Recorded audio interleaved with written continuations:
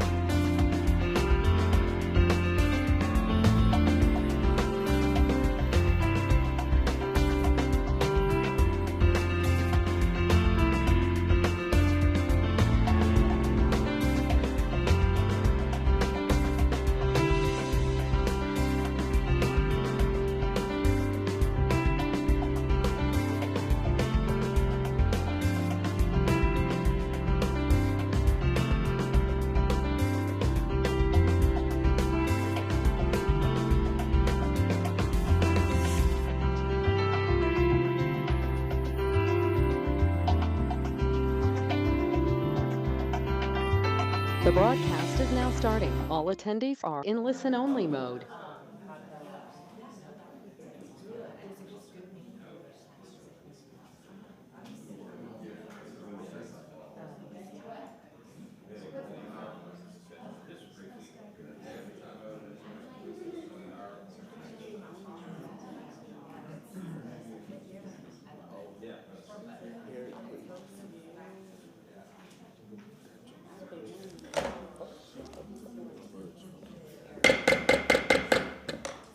Good morning, everyone. Welcome to Tampa City Council. I'd like to call this Tampa City Council meeting to order. At this time, I yield to Councilwoman Henderson, who will be welcoming our invocation today. Good morning. Thank you, Chair.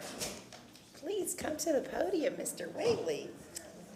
One of my favorite students is here today, Victor Whaley. He is a native of Tampa, a graduate of Thomas Jefferson High School, class of 2019.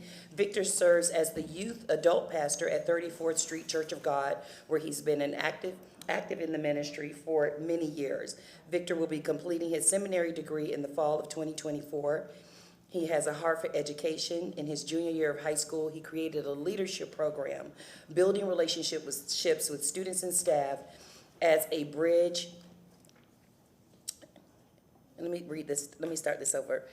Building relationships with students and staff, as well as bridging equity and inclusion. He is an educator in Hillsborough County Public School System. He serves the Alliance for Public School Board of Directors and many more boards across the state of Florida, and he was the first president of the HBCU club at Jefferson High School. Please welcome Victor Whaley for our invocation. All right, please stand and remain standing for the pledge after this. Thank you. First, I would like to say to Ms. Henderson, thank you for having me this morning, and it's so wonderful to be here and just to see all the great things that this city is doing, is also highlighting our HBCUs all across our nation. As we know, great people come out of that, as we've seen our Vice President of the United States. Let's look to the Lord in prayer. Father, we are so grateful and thankful for the blessings of this day. We thank you, God, that you've allowed us a new day to see new grace and new mercies. And so, Father God, as we open this meeting this morning, God, we pray that your spirit will be here, God, but also unity. God, unity as decisions are made. Unities as we cross party lines and racial, ethnic lines and religious lines, Father, to make decisions to better this city, to move this city forward, to raise up generations of children and adults and young people to better this city, and just to upbuild and be the face of one of the great cities in this state, Father. We thank you for each and every one of these representatives. May, God, that you'll give them witty ideas, crazy inventions, and just vision to what this city will look like in the coming days, God. We thank you, we praise you, we magnify your name. In Jesus' name I pray, amen. Amen, Victor. Thank you. I pledge allegiance to the flag of the United States of America and to the republic for which it stands, one nation, under God, indivisible, with liberty and justice for all. Thank you very much. Roll call, please. Carlson? Hurtak? Here. Linden? Here. Henderson? Present. Vieira? Miranda? And Scacco? Here. We have physical quorum. All right, just a couple of items here to go over regarding this agenda. I have a memo requesting that items 3 through 7 be heard together as one presentation. So if there are no objections to that, we'll do that just to keep it flowing. I also have a memo from Councilmember Clendenin to continue item number 12 to the February 22nd, 2024 workshop. May I have a motion there? So We have a motion to continue Second. item number 12 by Councilmember Miranda, second from Councilmember Henderson. All in favor? Aye. Aye, and that is the A-frame sign policy in the city. All right. And item number 15 will be heard first when we return from lunch, assuming that we go until lunch on the first few items, but we'll take item number 15 first. It's going to be a robust discussion, and there's a PowerPoint. I believe that is it. Of course, there's a PowerPoint. There are many PowerPoints today. without any objection, I don't see a motion to do so, but can I get a motion to approve the agenda? Question on the agenda, if I may, sir? Sure. Are we hearing 15 first? First, After after lunch. Okay, I was gonna say, okay, And so good. if we get back That's at fine. 1 o'clock or whatever, we take 15. Good, because I had somebody. Good, thank you, sir. Okay. All right, we have a motion from Councilmember Clendenin to approve the agenda, second from Councilmember Vieira. All in favor? Aye. All right, at this time, if anybody has any general public comment, please come up to the lectern and speak. Also know that since this is a workshop, after each workshop item, we will allow public comment, so you will be able to speak multiple times, meaning after that item specifically, before we make any motions. But you can't speak twice. If you speak now and you just want to speak generally, go ahead, but you won't be able to speak again, so. Yes, sir, please state your name. You have 3 minutes. Good morning, Council. My name is Nathan Hagan. I'm a volunteer leader with NB Tampa, which stands for Yes in My Backyard. I want to draw your attention this morning to the big picture. Tampa is has for 2 years been in a California-style, persistent affordable housing crisis. Persistent and on the precipice of permanent. Neither the causes, nor the barriers to solutions, nor the solutions themselves are unique to us. What I hope can be unique to Tampa and this council is that we have the political will to do the right thing. Change is inevitable. Tampa has changed. Our approach to housing must change as well. When we talk about our budget, whether land or cash, our mindset must be prosperity over crisis, abundance over scarcity. This requires big ideas, serious answers to the question of how we build our 100,000 missing homes. The housing needs assessment today will talk about that need. This is a workshop. If you can't go home today with some kind of answer to that question, we are in a lot of trouble. Please dig for an answer.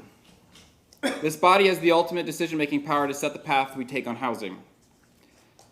The path of perpetual crisis and scarcity, or the path of prosperity and abundance.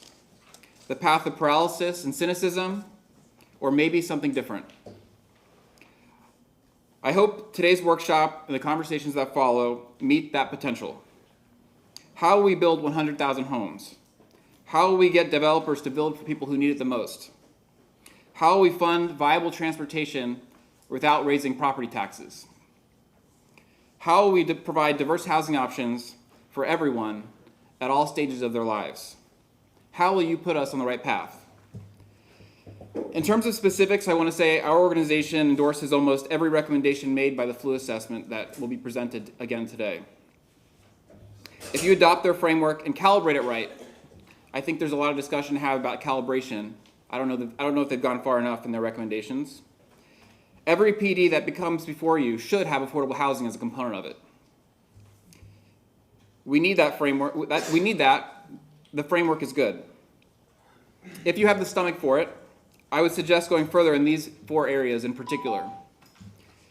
Do not adopt a bonus ceiling for when developers do things that we desperately need in our community. Especially, exempt affordable housing from a density bonus ceiling in each of the flu categories. Immediately eliminate parking minimums downtown and adopt a timeline to eliminate parking minimums citywide by the end of your term, as dozens of other peer cities around this country have done. And finally, implement minimum density requirements around high-frequency transit corridors with 20-minute bus service. Thank you very much, sir. All right, next speaker. Yes, sir, please state your name. Good morning, Council. My name is Bobby Creighton. I live at 1213 East 33rd Avenue. I'm really excited about the discussion today. I think we have a lot of really great topics to delve into with what we have on the agenda regarding housing. Today, I wanted to come inject some thought. I know there's going to be discussion about why maybe certain things should not be included or certain recommendations should not be taken up. So I just wanted to kind of talk about that a little bit. Inevitably, transportation, I'm sure, will arise. Land use and transportation are 2 sides of the same coin, and it's inescapable that I think that'll come up. There's several different scenarios that might unfold. We have the merger in the background or the regional MPO that may or may not happen. that may or may not unlock future funds. We live in a world of rapidly advancing technologies. Who knows in the next 30 to 50 to 70 years what sort of public-private partnerships might arise to take care of some of our transportation issues. But one thing we know for now is people are going to continue to move here with their cars. They're going to continue to move to surrounding counties with their cars. And no matter what, we need to start future-proofing our city and think of ways that we can make it where people can get around within Tampa without a car, no matter what. So, in my opinion, transportation is not a reason to say no. One thing that I'm a little concerned about, and I still think it's a reason to say no, but it's scary to me, is that one of the recommendations was to open up single-family neighborhoods to single-family attached. I think that's a good idea. With the market we have right now, a lot of corporations are buying single-family homes.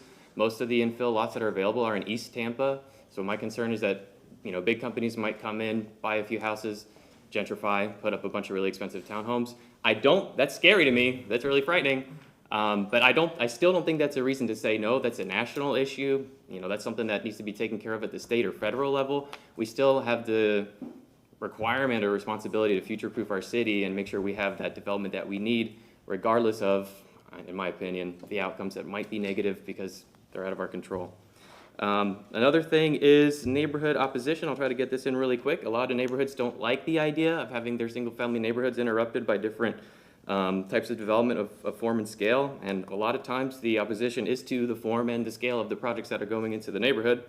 Got to talk quickly here because I'm running out of time. If we can modify the code, amend it, and fix it so that we have appropriate forms and scales, maybe, our code's very form conscious right now. We have all these overlays and special zoning districts. Maybe if we start with the form and scale that the people in the neighborhoods like, we can kind of back into getting, the maximum amount of development with the bonuses that are recommended and still make the neighborhoods happy. So that's what I have for you today. Really excited to hear what your opinions are. Thank you very much, sir. Next speaker? Yes, ma'am? Hi, I'm Mayor Opsel, and I live in West Tampa. Nathan has already said a lot of it, so I'm just going to chime in on past the future land use recommendations and remove the bonus caps for the affordable housing component. I'd also like to thank you for the work that you have been doing on affordable housing for everyone. This is a really big contrast with what your counterparts at the Board of County Commissions are doing. So, what you're doing really stands out in contrast to them. This body has demonstrated some political will to keep doing it. So keep doing it. Keep addressing the issues from every possible angle. The future land recommendations are a very important component of that. You see us all wearing, I'm also a volunteer with YIMBY Tampa, among other places. We all have this button that says legalize housing. What does that mean? It means that a lot of problems we have are because the types of housing that we don't have now were basically made illegal in the past. They were exclusionary and largely racist and classist policies. The policies were created to keep certain people out. And we all know who those people were, poor people and people of color.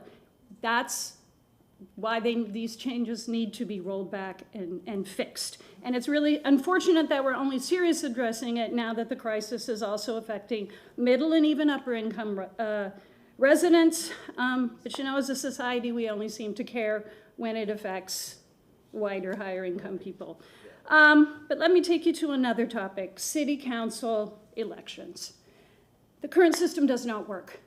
There is no easy fix, there's no easy answer, but there really has got to be real discussion and dialogue about how it can be improved. Who's voting now? I have all kinds of data. We're no different than most other cities who have their elections off cycle. The voters are overwhelmingly white, high income, and older. And by older, I mean they lean a lot over, even a lot older than me. So it is time, and you can't help but wonder if this hadn't been the case for decades. I'm not in any way blaming you because you inherited the system. But how might our housing crisis be, would our crisis right now be so bad if for decades and decades and decades we hadn't been having our local officials who make the decisions on these things elected by such a small number of people? There are many things that can be done. Other cities have been making the change. So there's data to look at. It's not, some scary new frontier. There is a lot of data.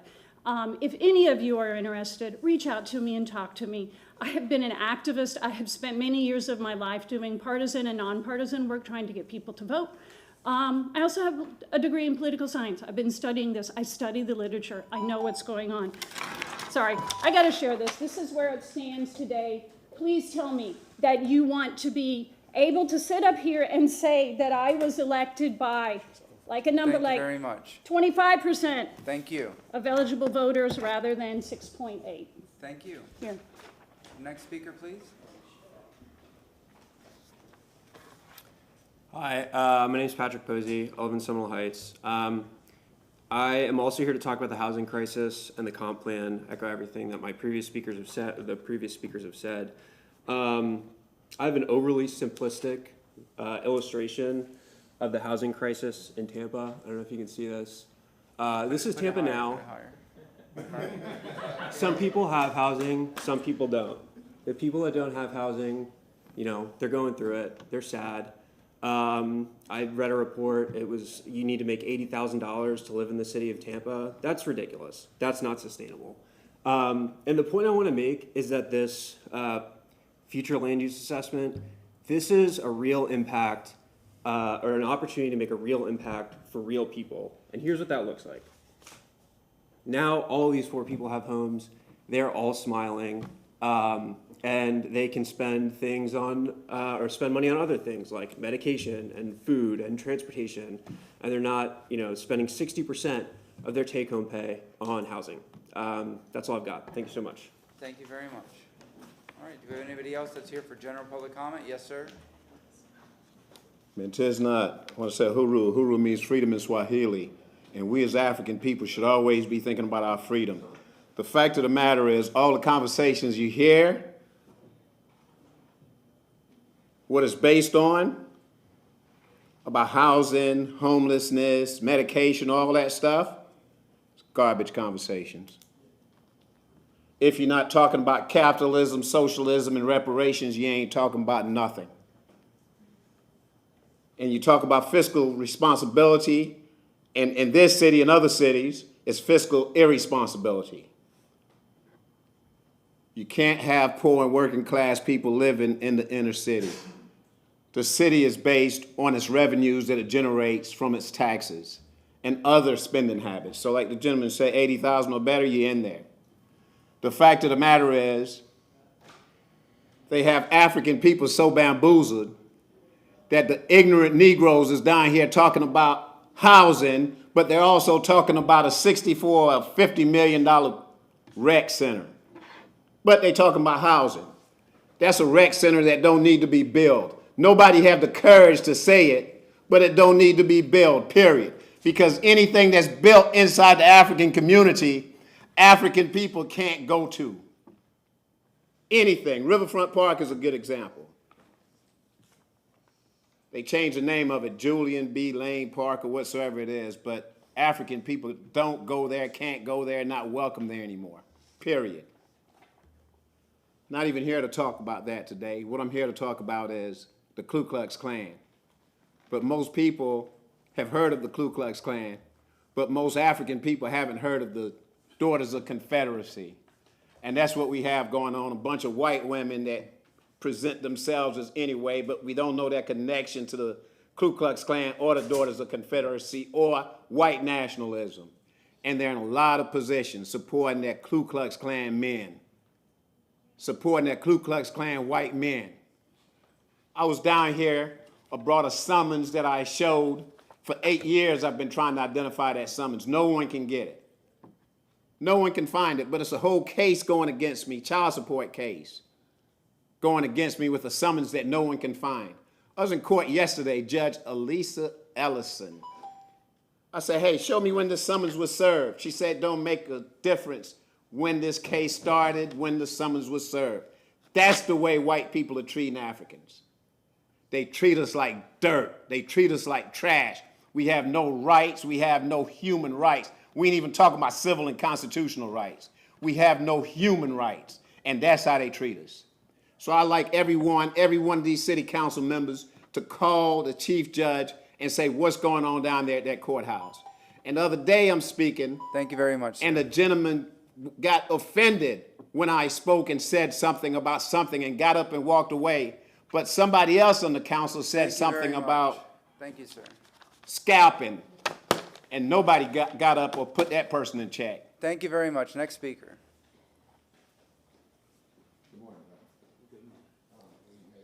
Yes, ma'am, please state your name. Good morning, Stephanie Pointer. I want to talk about, everybody wants to spend money, but I want to talk about how we can make some money to spend. First of all, I went through that 600 pages. I emailed this to you yesterday, but I don't think it went out till this morning. So this is a spreadsheet, a breakdown of the 600 pages of fees for the city. Some of them haven't been changed since I was a teenager. And I thought they were quite interesting. But I think that one of the things we have to look at is the business tax. I really, really wish that somebody would ask for a report for the business taxes that are in arrears in this city. And honestly, landlords need to pay more than $22.50 or whatever it is that we have to pay for our business tax, and the rest of that could go to housing or transportation. I personally don't know that the rental market is shifting. Prices are actually in decline right now. That's my job. I know you guys don't think that that's my job, but it is. It is. I mean, it's a very slow shift. It's not extremely obvious, but it's there. But some of these taxes, I'm wondering about them, and some of the fees. Like our communications tax is going down, but yet we communicate more. And it's not it's a set fee, not an incremental 5% or whatever. I would urge you to all take a look at what the convention center submits as their fee chart, because they go up every year and it's laid out for until 2028. And I think that's the way it should be for just about everything. I'm really concerned about the water company fees. The water company fees for citizens go up every year. There's a nice little chart for that. But all these things, and every time you guys look at an agenda, we have CPI increases that are huge for the water company. But yet we're not passing that on to the consumer. But yet the citizens are expected an increase every single year. But our vendors are expecting an increase every single year. But yet we are not charging that to the consumer. The end user is not paying for the difference. Some of these fees went from $3,000 to $10,000, and they haven't been changed in 10 years, which tells me that they're way behind. So those are some of the ways that the city can start looking at renewing this revenue that can be used for these things here that we're talking about. Because Santa Claus isn't going to bring the money for the housing. We need it, but Santa Claus isn't going to bring it. Please make a motion also to ask for the mobility impact fee stuff. They've done a study already of the mobility department's fees, and they have made new recommendations. I've asked for them twice. I have not received a response. Thank you very much. All right, next speaker, please state your name.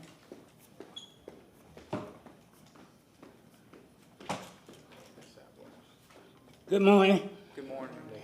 My name is Pastor William, 1112 East Scott Street, Paradise Missionary Baptist Church. You know, when I come down here, I think I'm just coming down here for nothing. No one has seen to hear me. Nobody want to seem to hear Crump, but nobody else that color like me. But I got to tell you this. First, I want to thank God for this beautiful day. Thank God for you all. If y'all don't thank him, I'll thank him for you.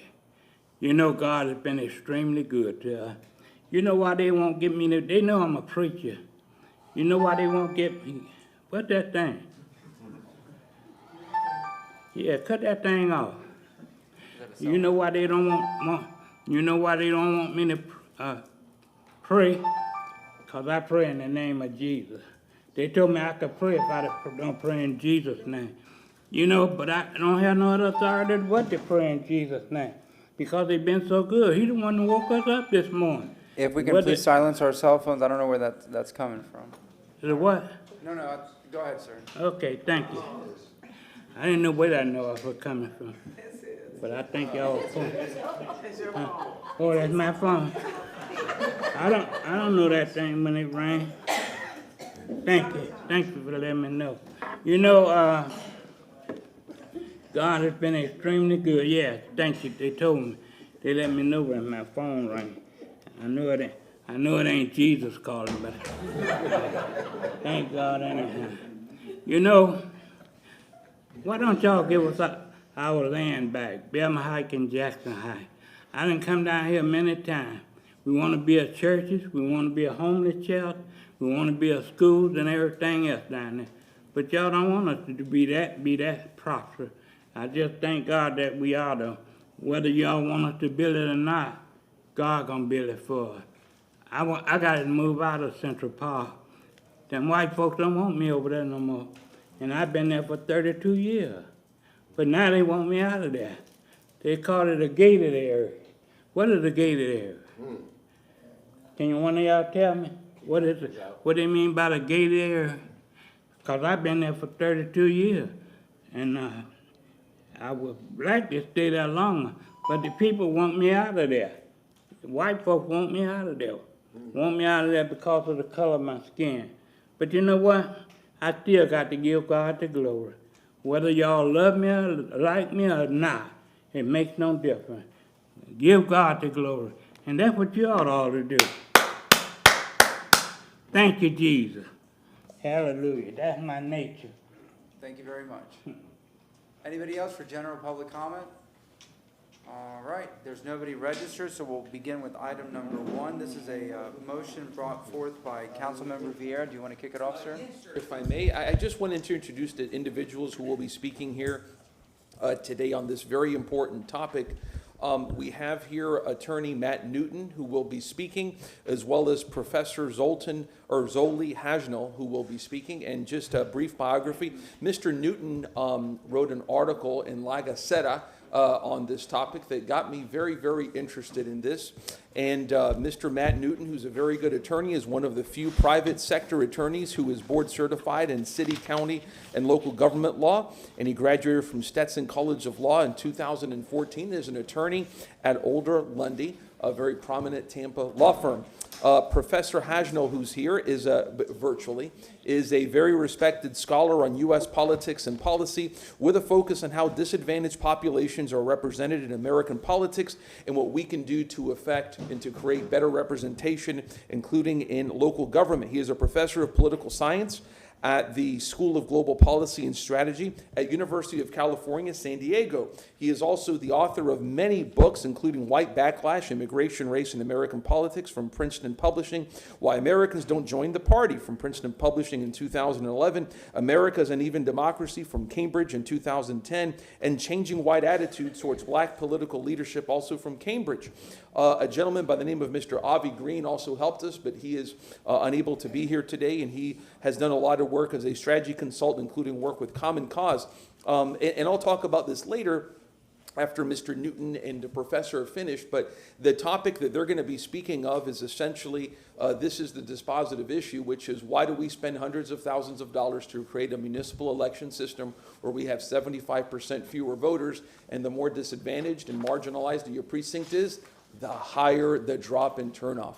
So if I may, Mr. Chair, I'll let Mr. Newton and the professor go. Go ahead, sir.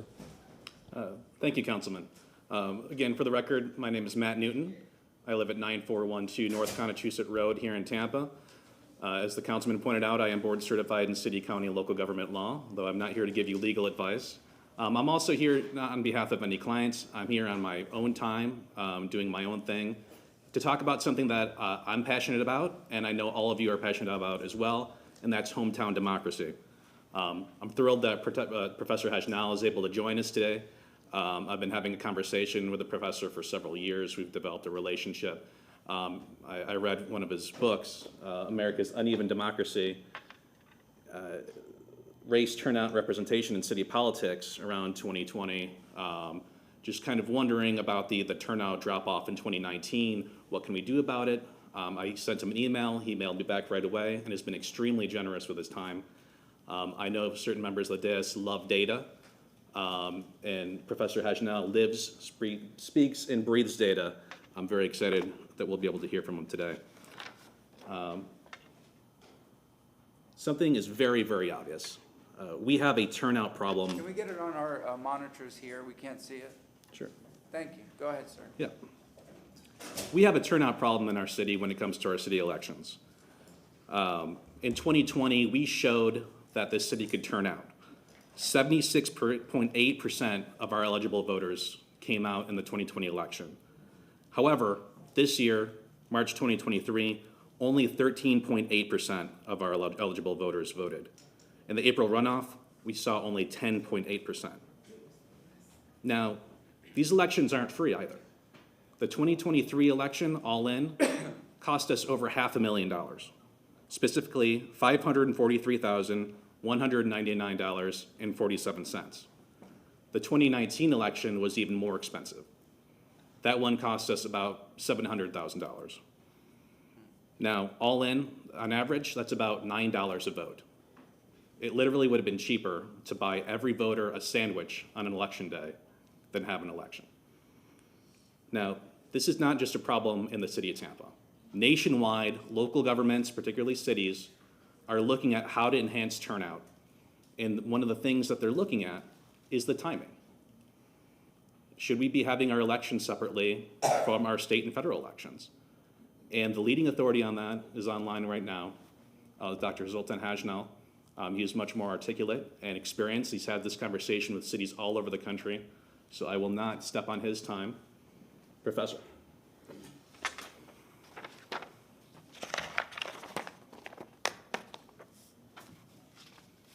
Great, thank you very much. So I'll introduce myself as well. Zoltan Hajnal. I am a professor of political science at the University of California, San Diego. A long time ago, I got my PhD from the University of Chicago, and I have been studying local elections, local democracy since that time. My work on the topic has been published in the New York Times, Los Angeles Times, and in most of the top academic journals in the field. As such, I am probably the world's leading expert on this particular topic. I'm not being paid for my testimony today, but I am here to sort of share a little of what I and others have found in our research on this topic across the country.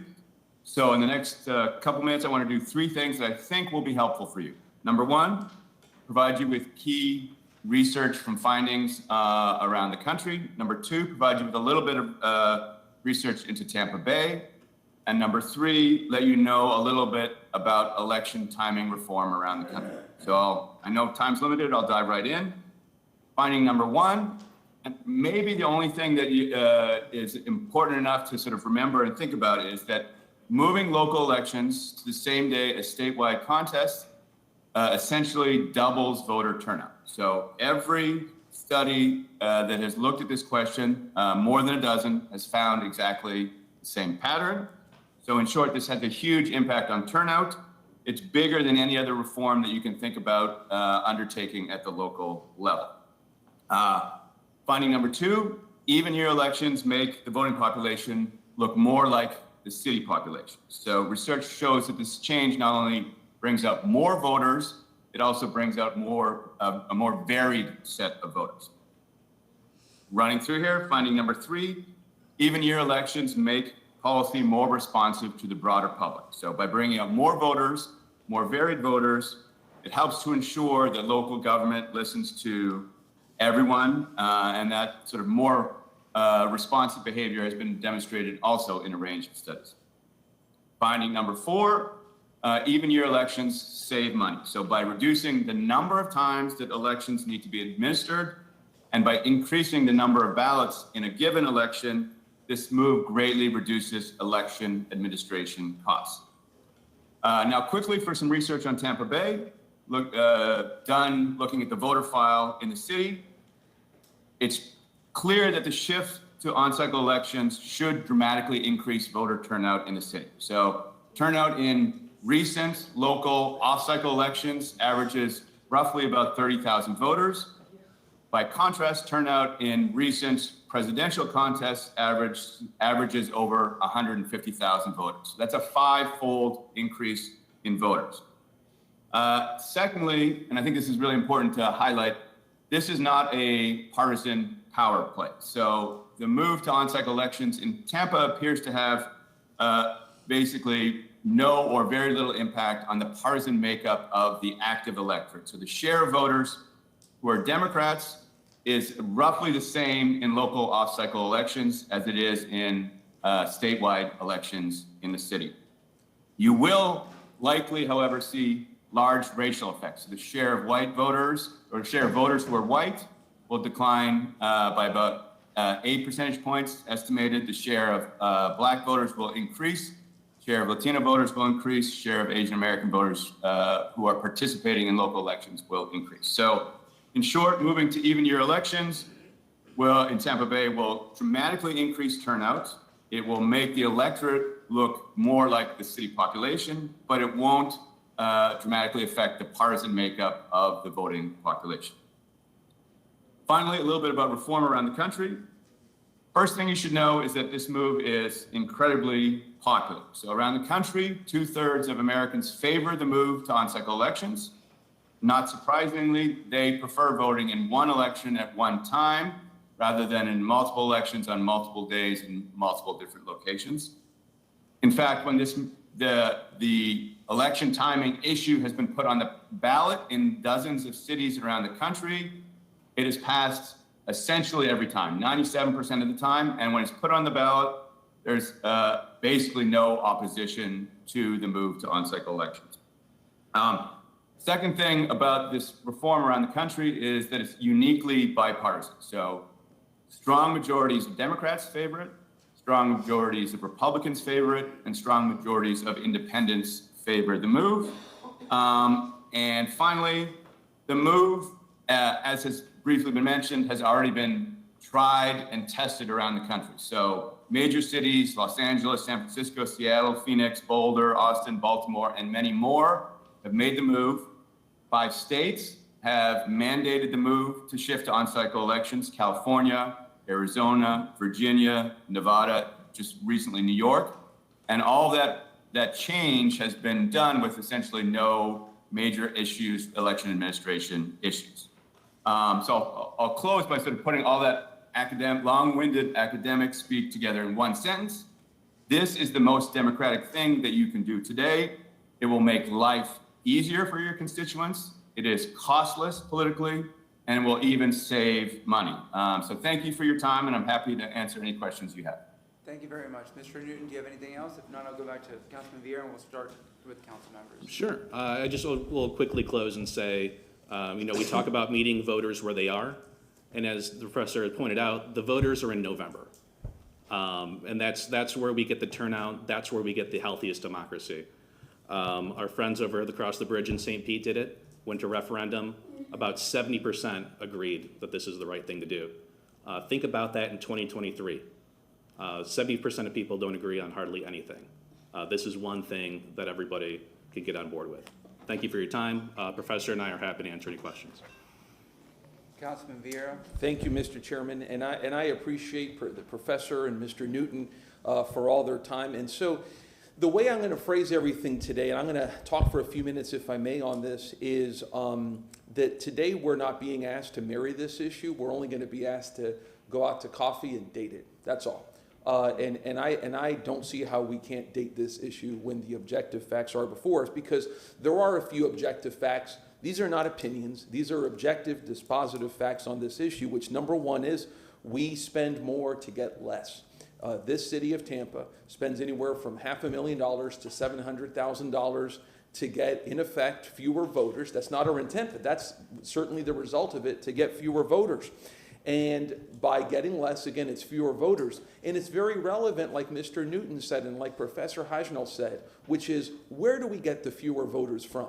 As the facts will show, and as I'll show, the more diverse your precinct is, the more marginalized your precinct is in terms of socioeconomic numbers, the bigger drop-off you have from even year elections to City of Tampa elections. The principle that I operate under is that we want more people voting. That's one of the reasons why I supported so strongly 5 years Amendment 4. There's obviously critical distinctions between this issue and Amendment 4, but the common link is that we want more people voting. I don't care if they're returning citizens, Republicans, Democrats, Catholics, Protestants, Cubs fans, or Cardinals fans, we want them voting. St. Petersburg agreed with this and voted 70% to pass this forward. Again, we get a major drop-off in minority votes. I did some research myself in looking at different precincts and comparing them in different elections. I didn't even look at the 2020 election, by the way, which is a good one to go from, but a lot of folks turned out for that. You take a look at precinct 338, which is the Bush Boulevard precinct. There was a 70% drop in voter turnout from 2022 and 2019 when their district councilman, myself, was on the ballot. A 90% drop off from 2022, and I measured it using the Mary Ella Smith Cepeda race, 2023. Precincts 308, 309, 321, 325, East Tampa districts saw between a 70% to 75% drop from 2022, right, to the next election. However, you go to more affluent districts or affluent precincts, and I found 2 of them, Tampa Palms, the Tampa Palms district, and then Bayshore, precinct 111, drop off of 59%, between 15 to 20 points less than more marginalized districts, showing that our system produces a voting pool that does not look like Tampa, right? We are a very, very diverse city with many different people and many, many different backgrounds, and we have created a system that we pay between $500,000 to $750,000 for that produces a voting pool that does not look like Tampa. I say that if you support equity and you want to hear from more voters throughout the city, right, who have a real share in policy change in our city, this is the thing to do. And again, we pay for this. We certainly do. We should be pushing for more voters to be heard from in city elections.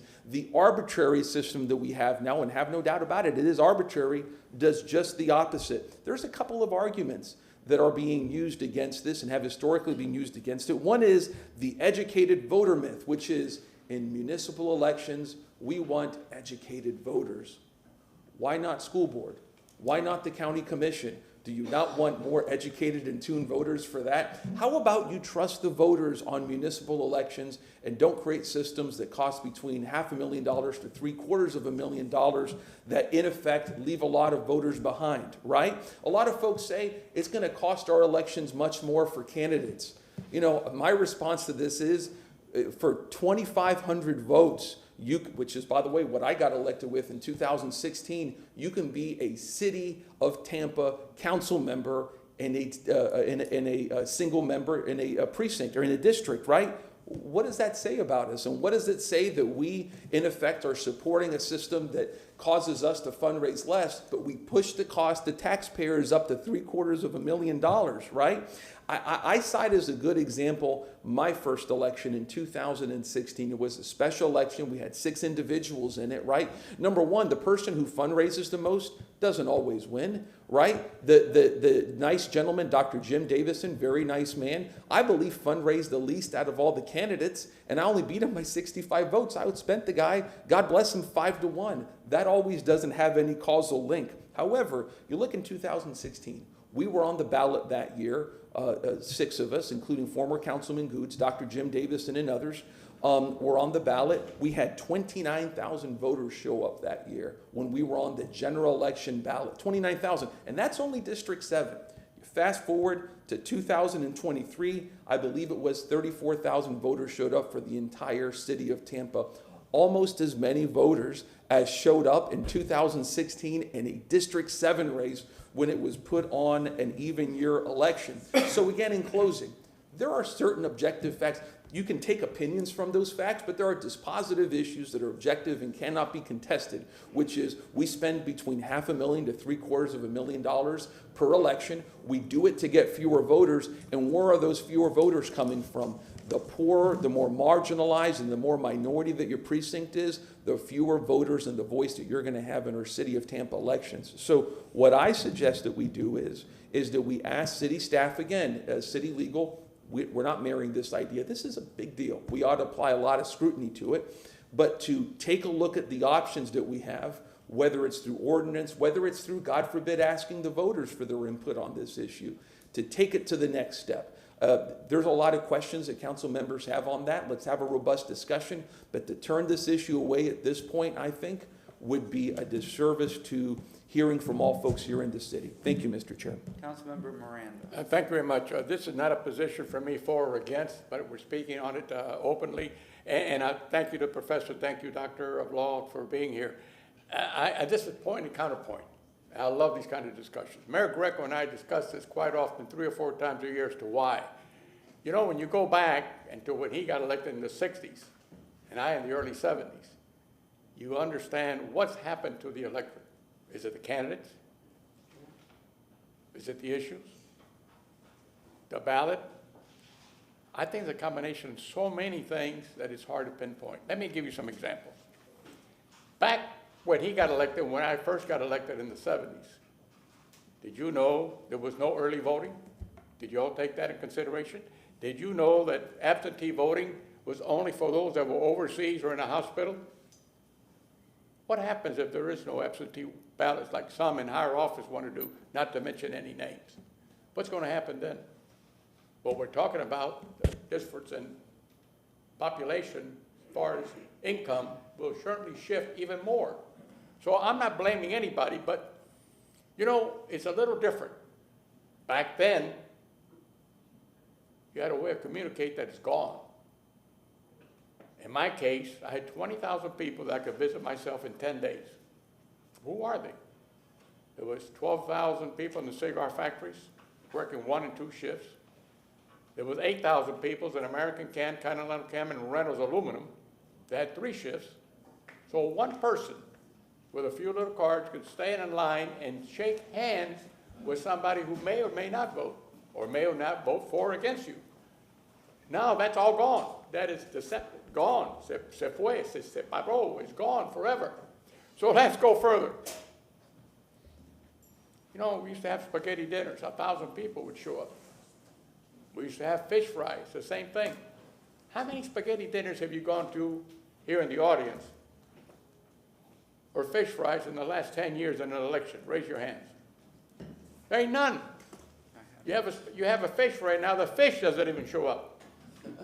So what we're looking at is a change in attitude of the general public and the candidates themselves.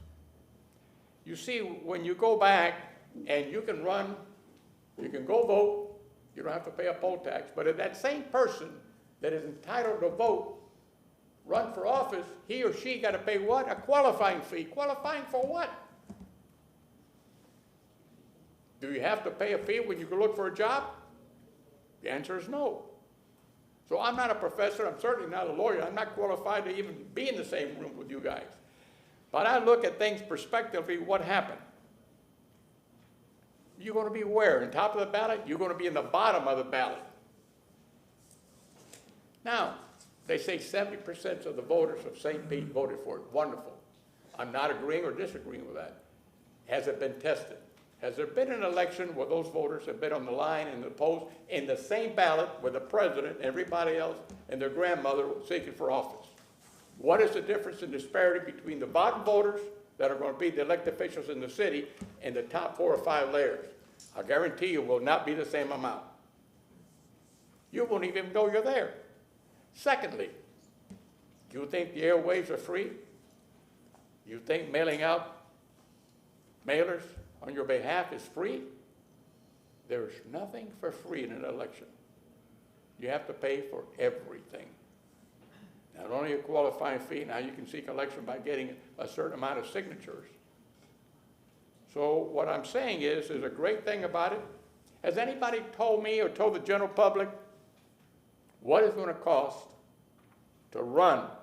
You talk about disparity and money and have and not have. What is going to be the cost of the individual seeking an office of city council anywhere in this state if that comes through? Do you think it's going to be the same amount it is now? Do you think it's going to be higher? And do you think it's going to have the same effect on the other people that are mailing out TV? You won't even know there's a TV show. You have 10 million commercials going on from everybody and their grandmother seeking office. And what are you gonna do as a candidate? You think you're gonna be able to fund yourself a candidacy that will at least be recognized? Those are things that I battle all the time. And I would like very seriously to meet with you two gentlemen and Dick Rickle, because we've been discussing this for quite a while. There's a lot of things that can be done, but there's so many things that we forget that have not been done. You see, there used to be neighborhood organizations that were really involved in politics. I can only tell you about the neighborhood that I come from in West Tampa. When you lived there and they recognized you and they knew you were a good person, he or she or it or whatever, you know what they would do? They would get a ticket from president, because I've been elected in both of them. I'm president in all of them. And they would go door to door, about 50 of them, and everybody knew who was running. That is gone. We've become lazy. We've had, instead of having a brain, we got something that's stuck between the ears like a sponge. It doesn't get wet, it doesn't expand itself, it doesn't do anything for anybody.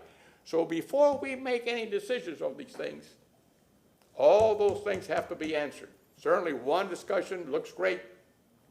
Does it work? Thank you very much, Mr. Chairman. Councilman Clendon. Good morning. My goodness.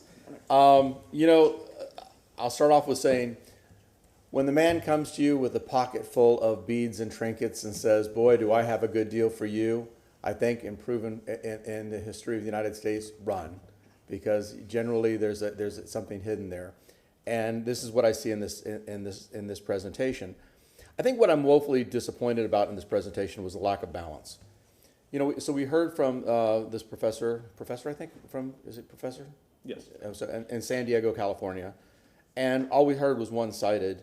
We didn't hear the other side of this, of what are the negatives of changing this election. And clearly there are negatives in looking at this idea, and if we shift this to an off-year election. I think Councilman Miranda hit a lot of that, but one of this move to me rings in the kind of the populist movement that we see associated with our former president and some of the Eastern Bloc countries we see around the world. Because yeah, it sounds good. You know, everybody goes, oh yeah, that sounds really great. But when you dig down deeper, there's some systemic issues. One, first, talk about Florida voter suppression.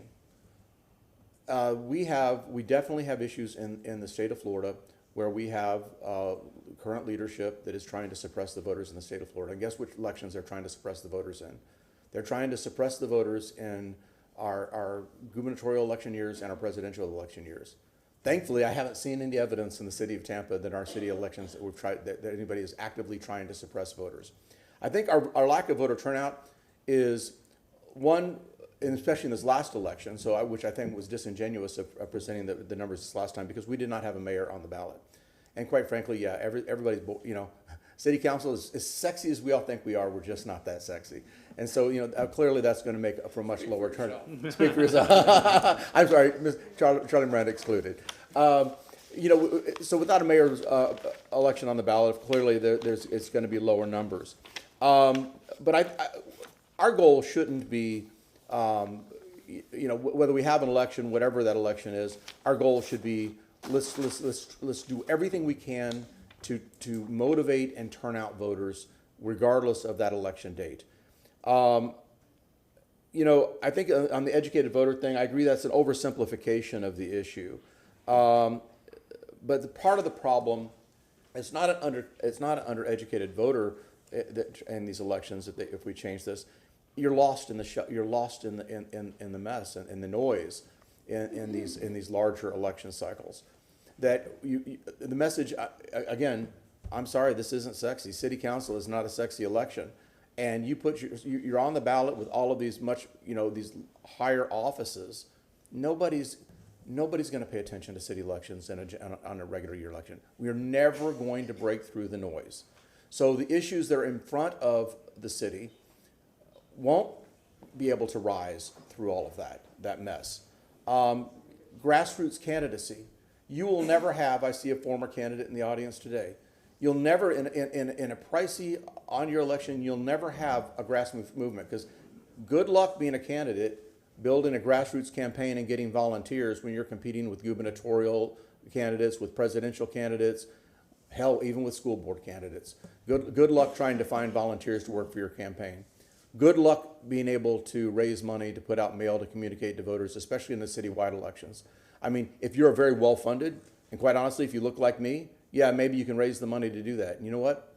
I'd be fine. I could probably do just okay, fine on your elections. I'll be able to raise the money. I'll be able to set up the mail. But you know what? Some of my good friends, they're going to be in much worse condition and much more difficult to be able to even to do any of that. I know something about politics. For those of you that don't know, I've been involved in politics since I was a young man, and I've been involved at all kinds of leadership levels in a partisan position. And I can tell you right now that this is wrong for our politics. It's wrong for the city of Tampa. It's wrong for the voters we represent. And as much as somebody comes to me with a pocket full of trinkets telling me that this is a good idea, I'm telling you that it's not.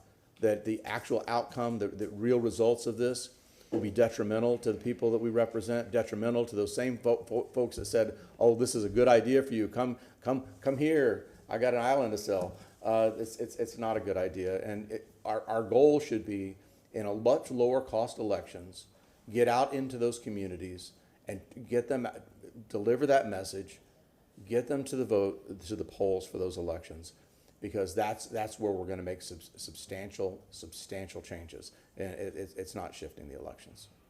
Thank you. That's all. Councilman Carlson. Yeah, just from a process point of view, I appreciate Councilmember Villar bringing this up. Appreciate the experts coming today. I like to hear academic arguments. I like to hear numbers-based arguments. Unfortunately, we have a lot of land use stuff on the agenda today. What I would recommend from a process point of view is we take, like after everybody has a chance to speak, instead of going back and forth with the experts, because that could take several hours if we're going back and forth, I would rather we take a straw vote and see whether we want to continue it or not, and continue with this discussion or not. I am very opposed to this for a lot of reasons. I read Matt's arguments in La Gaceta, and I forgot to bring them. I should have asked you for it in the hallway. But I actually would use many of his arguments to argue against it. And I like to have the academic arguments. Because I prepared mostly for the land use issues today, I didn't go through all the academic arguments to argue against this. And I can go point by point. Sitting with the best professors in the world, you can have arguments on either side. There were many classes I took in graduate school where by reading other literature, I was able to shift a class against what the professor thought. One of them gave me a C because of it. But I think it's important to have an intellectual dialogue and look at all sides of an issue. And today, as my colleague said, we've heard one side of it. I don't like the argument that we did not create this policy, and I don't know the origins of it. There are issues like redlining that were race-based. This issue I don't see as a racial issue. It's not an idea about whether we want to suppress votes in East Tampa or not, or anywhere else. The idea is that we need to get more people out to vote. I think there's a fundamental issue where city politics is not covered anywhere. I think there's somebody from the media here today. Thank you for coming to cover us, because when we had 2 newspapers and robust media, people were more engaged with city politics. Now hardly anybody even knows what's going on. When you knock on doors, nobody's ever heard of any of us before, because the media doesn't cover us very much and doesn't cover the issues. When we have an issue like increasing taxes, people rally, or toilet tap, they rally, but any of the day-to-day things, most people don't have any idea. Like the folks that come in and say, we're not doing anything for affordable housing, when we put in 5 times what the county put in even before they cut it. The other thing is that what really scares me is, for the first time that I've ever seen, this year we had big money coming in. I've sat for years as a business person in Tallahassee and watched how the decisions are made. The decisions on who wins the state house and Senate seats are made in Tallahassee, and they're made by the biggest corporations. When you're sitting at the right table, they will sit there and look at the polls, and they'll make the decision as to how much money to put in each of the races, and they'll move the races. And that's why you see millions of dollars come into those races. 2 of us had I raised $150,000 and I had $850,000 run against me between my opponent and the PACs the mayor set up. My colleague here had about $1 million run against her. And that was the first time I'd ever seen any money like that. I remember Yoli won years ago with $40,000. I think Guido won with $30,000 or $40,000. It used to be that you could be a grassroots person and raise a small amount of money and win a city race. This race showed big money coming in for the first time, and that's what really scares me. If we see what we need to be looking at is the influence of Tallahassee and big money coming in, and people trying to control the city for their own purposes and their own goals. We need to make sure we maintain democracy. And because of some of the folks in the room who went door to door, we were able to, in this time, we did maintain a balance of power, which is something that this country was and this city were based on. So I hope going forward we can figure out how to limit that or how to look at that issue and figure out how we can get more people to vote, but also make sure that a few big corporations and big people, big companies or individuals with business interests are not controlling all the votes on this city. Thank you. Thank you very much. Councilwoman Hurtak, Councilwoman Henderson, would you like to speak?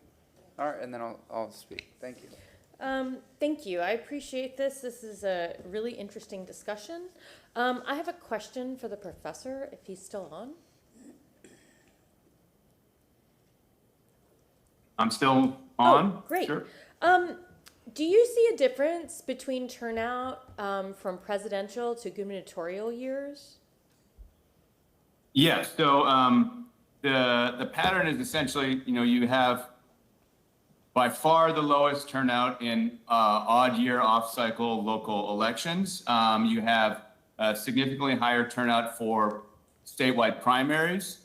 And then there's a big jump to gubernatorial elections, and then there's a fairly big jump from gubernatorial to presidential elections. So there are interesting questions and choices about whether you want to align with the gubernatorial or align with the presidential, which we could go into great detail on if you wanted to, but I'll leave it at that. Actually, and that's something that I would love more information about because, yes, we have, it seems like presidential, if you're really talking about robust turnout is where you'd want to be. But the next presidential election is next year, and we all just got elected. So I'm not really sure how that would work if we would only serve a one-year term before, or if we would extend it. And I don't know if the people are okay with leaving us in office longer. So to me, that's more of a discussion of do we have to cut our terms by 3 years? Or do we extend our term by a year? It's just kind of, that's the interesting conversation for me around this. And what do you see? What do you see cities that change? Again, I'm just presupposing that we would go with a presidential timetable, because if you're going to go for more voters, you're just going to go for more voters.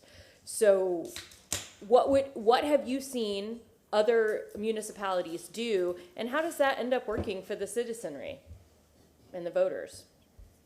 Sure. So first thing is this typically takes a little while. So it often isn't done over the course of from 1 year to the next year. But typically what happens, or what I have seen happen, is council terms or terms of elected officials are extended by a year or two, depending on the context, for one time only. So I don't think I've seen a case where the term of an elected officer was reduced because of this. Only cases where the term of an elected officer was extended because of this. Okay, thank you. I was just interested in that. And, by and large, though, how do voters feel about that? So voters overwhelmingly favor on-cycle elections, and they do that in different ways. If you ask them in national polls, they say absolutely we would like to vote once rather than multiple times. Again, there have been dozens and dozens of cities that have put this on the ballot, and it wins all the time. There's one case in Tucson, Arizona, where there was some interesting politics on it, but every other case 97% of the time it's been on the ballot, it's passed, and it's passed with overwhelming majorities in almost every case. So typically 70, 80% of voters vote in favor of this. And again, in a bipartisan way, everyone, regardless of political persuasion, likes to move to on-cycle elections. And in many of those cases, the vote was, should we extend the city council's offices by a year so that we can move to on-cycle elections? So the voters seem to be in favor of that particular aspect of it. And then lastly, the reason why we sort of know that voters like this is if you actually do shift a city. So for example, Los Angeles held its first November even year mayoral election in 2022. Turnout in the city had been roughly 250,000 voters over the last 20, 30 years. All of a sudden, when you shift the day of the election, turnout went from 250,000 to 1 million voters, basically at the drop of a hat. And that's the number of voters who voted in the mayoral election. So there's an interest in local elections, and there's very much more interest in local elections when you have these on-cycle election dates. Thank you. Councilwoman Henderson. Yes, good morning, Professor Newton. Thank you so much for your presentation, and Professor Heisnell, I believe. I have a question regarding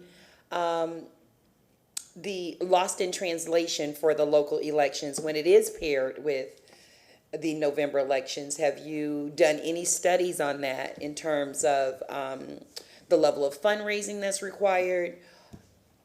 Is it required to go up? Do you see any patterns in that? Sure, that's actually not a topic I personally have studied. I think sort of related to your question is looking at, how informed voters are about local elections. That is something that I've looked at. So if you ask them specific information, say about city council members and their issue positions, and you do that in a bunch of different cities and you compare voter knowledge about local issues in off-cycle cities to voter knowledge about local issues, local council members in on-cycle cities, you actually see either no difference or in some cases more information about local issues in cities that have shifted to on-cycle elections.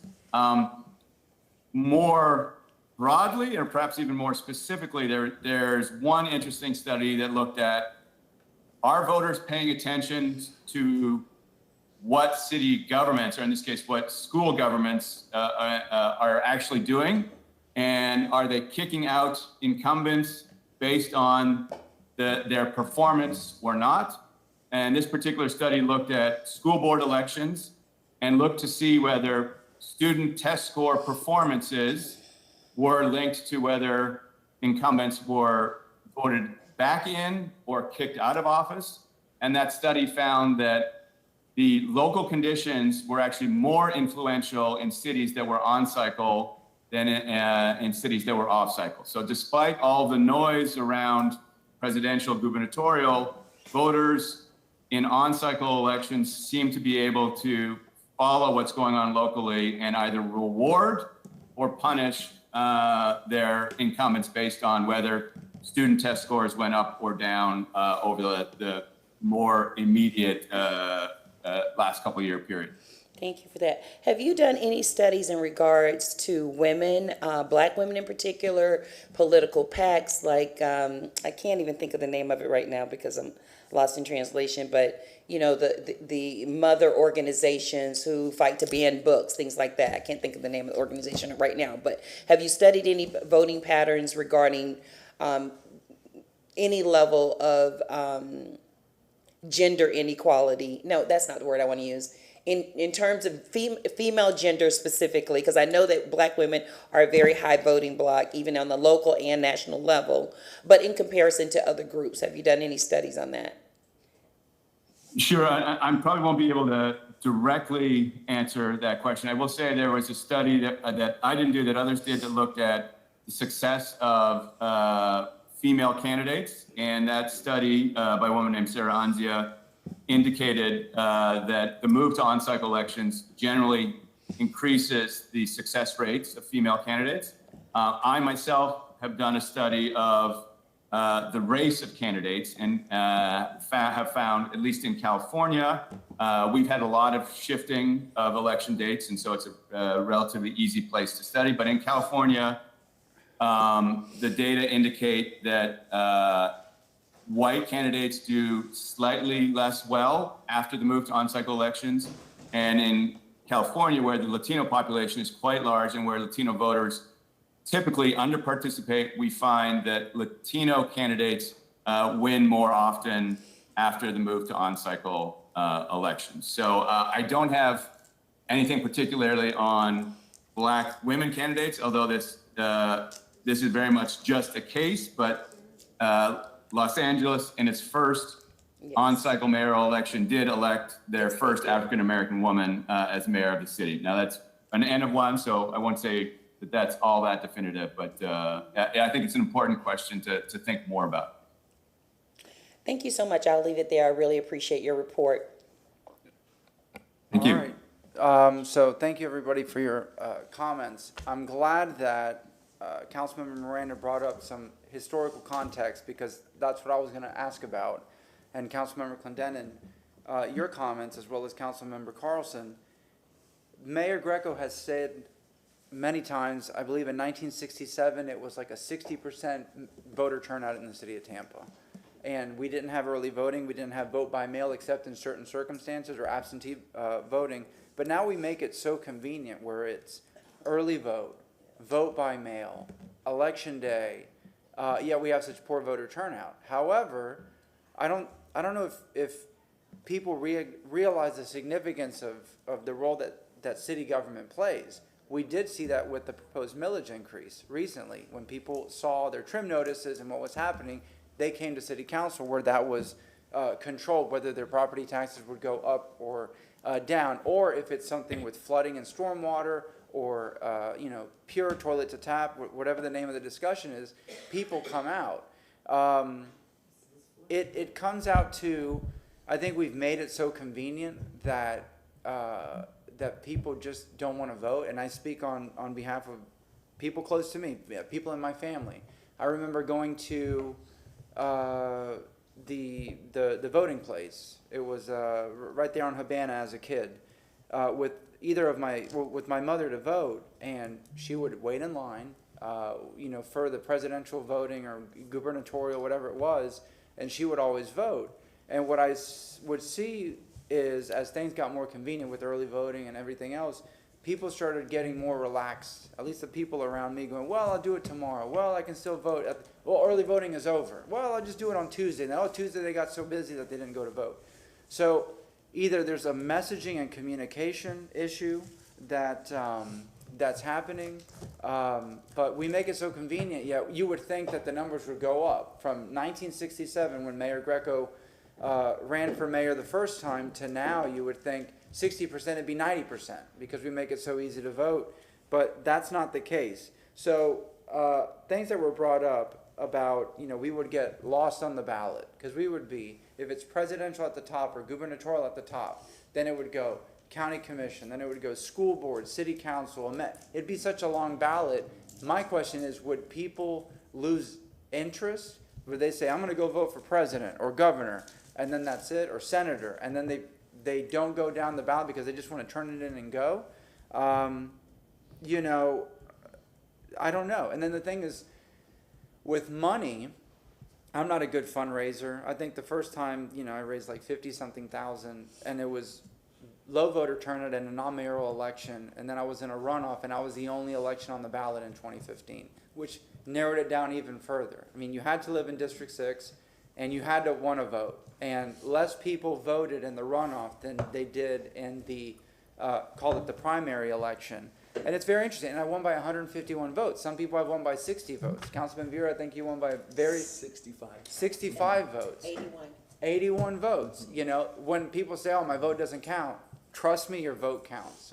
We've been doing this long enough that we see how people will win or lose at such a small number of votes. I have concerns with this. You know, I think there's just so many factors that have already been said. Councilmember Miranda said a lot. Councilmember Clendenin, who's very, very experienced politically on the national and on the local level. You know, I have my concerns. I appreciate Councilmember Vieira bringing this up. And Mr. Newton, I respect you very, very much. And the gentleman on the screen, I think you are the authority, period. You know, I mean, if not nationally, maybe globally. Your reputation speaks for itself. But again, if we do a straw poll, and from the comments that I've heard, I don't think the support is there. I'm not speaking for anybody, but Councilmember, And then I'll go. all right, Councilmember Miranda, and then we'll Thank you, Chairman, and thank you all for doing this. I'm not for or against, I'm just bringing in some things.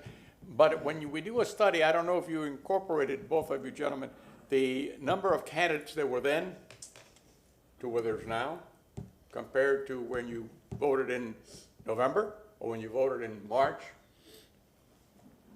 Because the numbers, I remember when I first ran, you had a list like that. The number now is like this, comparatively. So what I'm saying, there was much more candidates then than there are now, because you could do things that now you have to raise a lot of money. You could get elected with a lot less. And then, have we ever thought of something else? Instead of running with the big boys and the big girls, why don't we change the election date to Friday night, Saturday, and Sunday? See what happens then. No early voting. Do something different. We're not getting the vote, people to go out to vote. By mail, yes. Instead of having the vote only for 10 days or whatever it is, have the election change it from Friday night, because that's when people get off to work, let's say 4:30 to 7, and then have Saturday and Sunday vote. See what happens then. We haven't done anything that way. We got to think out of the box. If we really want to change something, we have to at least try it. So what I'm saying is, I'm not against what you guys are doing, but I think we need more data. There's no data compared to how many candidates were running then to now to say, well, you had to drop off. You don't see that anymore. And when I first ran, there was very little who had a college degree or a doctor's degree or lawyer's degree or anything else. Now that's all you see. So that dynamic has changed. What happened to the class that they wanted to represent? Then you don't have any candidates to speak of. So I'm not trying to say for or against, I'm just trying to say you have to have a larger thing involved in it and your thinking, and I hope you can come up with some answers. But I'd be willing to sit down with yourself, or not I, Greco, or Sandy Friedman, she might tell you also, because I think she got elected both ways. Absolutely. I'm not sure about that, but thank you very much. And if I may be heard real quickly, Matt Newton for the record. I'm very happy with this conversation. This is exactly what I wanted today, was the first discussion in a larger, more inclusive conversation where we're talking about these things. We're talking about how difficult it is to run for office. And there's a lot of ways that we can examine how to make running for office more accessible at the city council level, or at the mayor level. And it's all starting with this conversation, which is about turnout.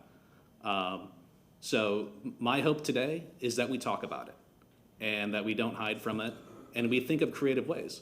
This might not be the best way to get it done, but let's work on ways to get it done. The data says this is the best way, but the science is always changing. So I sincerely appreciate the opportunity to come in front of you. This has been very exciting. This has been very rewarding. And I want to thank Dr. Ajnal as well for participating. His time is very valuable, more valuable than mine. And to come in from California at God knows what hour it is over there. Thank you very much. Mr. Beard, before you start, is anybody planning on making any official motion? I am, if I may, if I may. No, the reason I have to leave, okay. I have to leave for 30 minutes. It's a issue with my mom, but. And my motion's gonna fail, so I think even without you here. So my second motion will pass, but yeah, so I'll, I don't know. So I'll be less than 30 minutes, so I'm gonna hand the gavel to you. I'll be right back. if I may, and go on. And you've spoken already, right? Yes. Okay, so Councilman Vieira, and then I'll go to you. Thank you, Mr. Chair. I appreciate it very much. And I also want to echo what Mr. Newton said, to thank Professor Hajnal for coming, and thank you for Mr. Newton for all your hard work in this regard. And thank you for all the council members, everybody, for all your thoughts and digging into this issue and whatnot. I do want to say, though, so I'm going to make two motions, but I want to make a point, which is people talk about big money in politics and big money in local elections. We do have big money in City of Tampa politics, and it comes from the taxpayers. We spend $500,000 to $750,000 right now to have a system where we fundraise less because of it, right? And there's got to be a way to remedy that. There's got to be a way to remedy getting more folks out in City of Tampa elections. And I do want to be clear, when I was talking about statistics, comparing elections, I wasn't using 2020, I was using 2022, comparing it both to 19 as well as 23, because I know there's obvious distinctions and whatnot there, but all very important notes. So I'm going to make two motions, if I may. The first motion is going to be, and it can be the straw poll, and I'll define the yes or the no, and I'll go through both my motions, which is number one will be to have this come back for further discussion and legal options presented by the legal department in, might as well make it 2030, right? But let's say, what are we in? February of 2024. And I want to be clear in terms of what my intent is. My intent is to have a discussion on this issue and to talk about it, to hear both sides on it, to hear, because again, there's no black and white in politics. There's always gray in politics, to talk about the gray, et cetera. It appears from what council's saying that there's not a desire to further engage that, and that's fine. So we can use this in effect as a straw poll. That's fine. My second motion, once that one fails, will be would be to have a workshop, right, on how to get more turnout in City of Tampa elections, because that's the operative issue. That's the operative issue, which is we want more people to turn out in City of Tampa elections. I think this discussion, including this option on the table, is the best way to do it. And by the way, again, it saves taxpayers. Can we divide this question, hold off, and let's do one at a time? Yes, sir. Yeah, no, okay. Sorry. Yeah, exactly. So, but I just wanted to say that if you vote against it, there's a part two, so that's my first motion, if I may. Okay, there is a motion on the floor. Can you restate it? Yes, sir. To have this come back, this issue come back for further exploration with options from city legal on how to potentially affect, how to potentially change City of Tampa elections to even years, and come back in February of 2024. Second. Okay, we have a motion on the floor, and we from Councilman Vieira, and a second from Councilwoman Hurtek. Discussion. Mr. Miranda? Before I vote, there's no concrete evidence. I'm so sorry. Councilwoman Hurtek had asked before the motion was made. So. Yes, one of the things that is a huge determination, and this is also a divided issue, but is quite honestly the type of people who run for these elections is cost. And I'm telling you right now, like, this is not a sustainable job to have. I can't do my other job because I can't be gone for 4 to 5 weeks a time. So yeah, the fact that so many people can't run because this job doesn't pay anything is, or enough for people to live on, is a big deal. So I think that's a main issue that I don't know that they see in other cities of our size. But I would love to hear more from Dr. Hajnal about how all of this changes. I would love to hear in the future, if we were to open up this debate for either a workshop or continuation, I would love, or just a conversation with the professor to talk about what other cities, a test cases, to see what's happened in other cities, kind of dive down a little bit more. A city that looks like Tampa, how did it work? What are the politics? Just a little more of a deep dive that we as council members don't have a chance to do, because I think this is a very interesting idea, and there's a lot of fear behind it as a politician, but that doesn't mean we shouldn't be talking about it. I think it makes a lot of sense what Councilman Vieira's brought up, and I think after listening today, certainly would love some more discussion about the topic, and not centered around fear, but around how do we get voter turnout And it really sounds like this is the cheapest and easiest way. And so really the question isn't voter turnout, the question then becomes messaging and fundraising. And so I think that's the different conversation to have.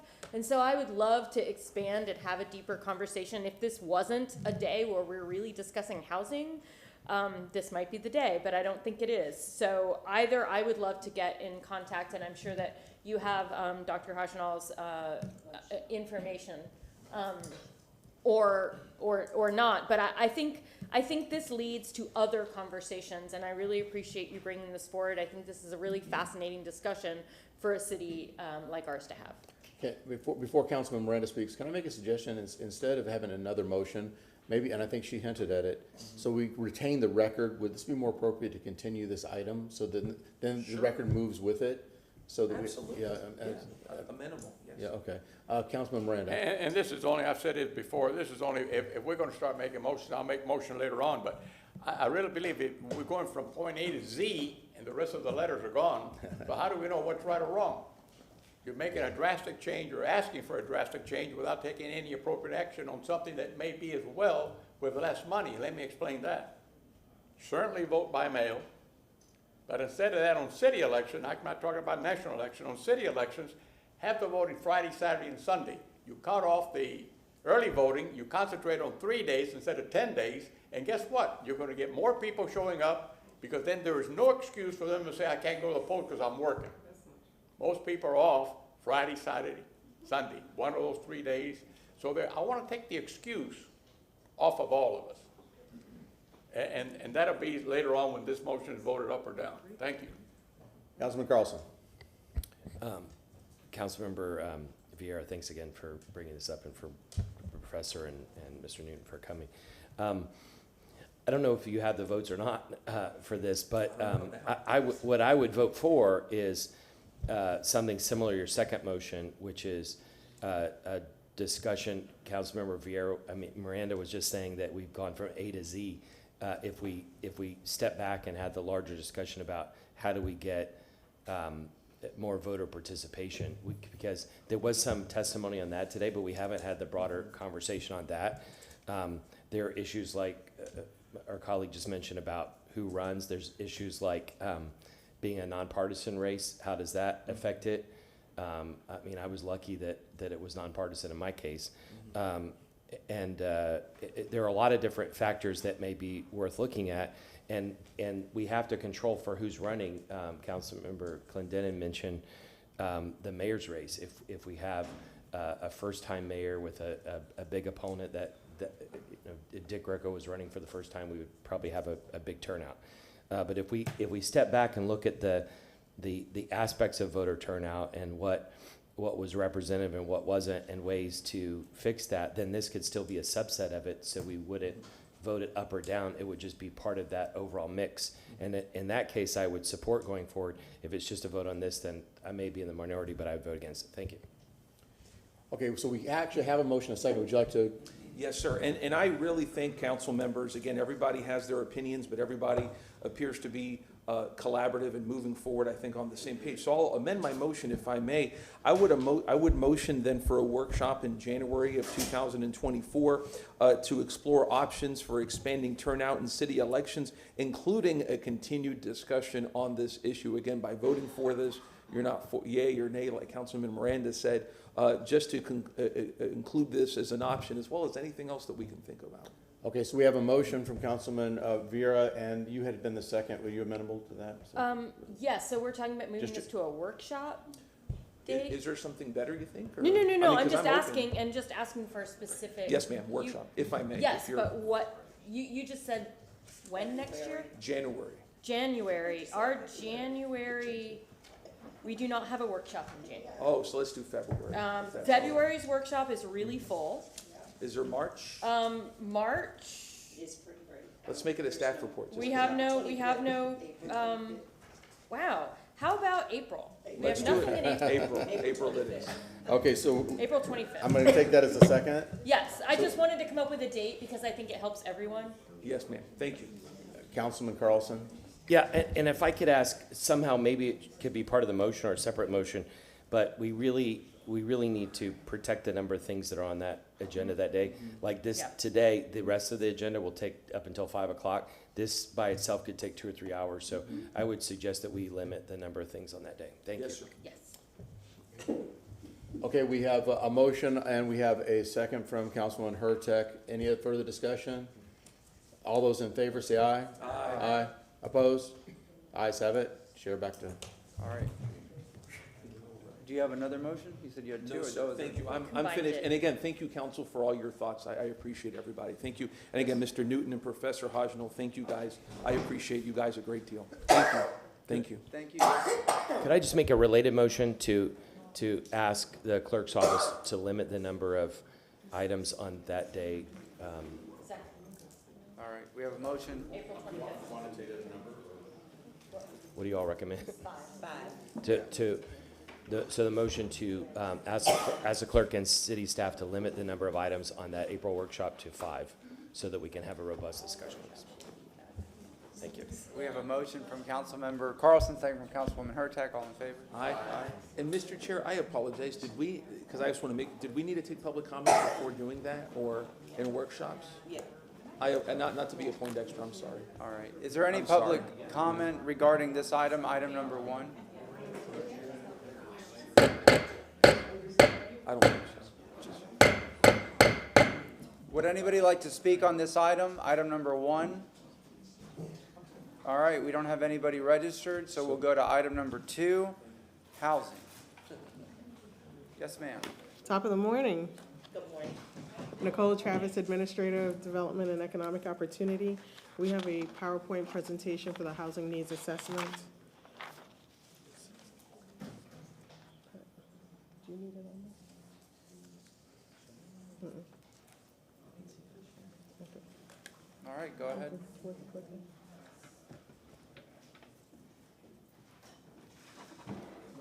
That's okay. How are you? Thank you. Can you put this on? This one. It's not on this. Okay. Thank you. Hi again. Good morning. So this morning, what you have before you on the screen are the different priorities that we have established to tackle our housing needs in our community. Over the next 10 years, our population is expected to grow by more than 20%, and these strategies represent our approach to accommodate that growth while ensuring our current residents will continue to have an affordable place to live. You've seen these strategies repeated to you throughout the budget process when we were talking about funding for the housing needs. So I just wanted to remind you of these strategies. The purpose of this presentation is to provide an initial update on the housing needs assessment and take a look at some of the data that we've pulled to help guide our next steps. You may recall that the housing needs assessment, we told you that when we brought it to you, we broke it up into different phases so that as we get information, we'll have that information to inform different policy decisions. The rule of thumb is that a household should be spending no more than 30% of their income on housing. But many Tampa residents are spending more than that. The analysis focuses on those households because they are the most cost burdened. 24% of Tampa homeowners are cost burdened, and 50% of our renters are cost burdened. The average Tampa resident spends over half of their income on both housing and transportation costs. So we're looking at this issue holistically in coordination with our mobility teams. As we review this data with you, we want you to keep in mind that the gap in housing supply is influenced by both the number of income-restricted units we are able to put in place, but also this overall supply of naturally occurring affordable units. I'm going to turn it over to, the screen is doing something funky, but we'll turn it over to Stephen Benson for the next part of the presentation. Is it showing okay on your side? That's our, Okay. Okay. that's from our spring collection. Hopefully nobody's Yeah. hopefully nobody's colorblind.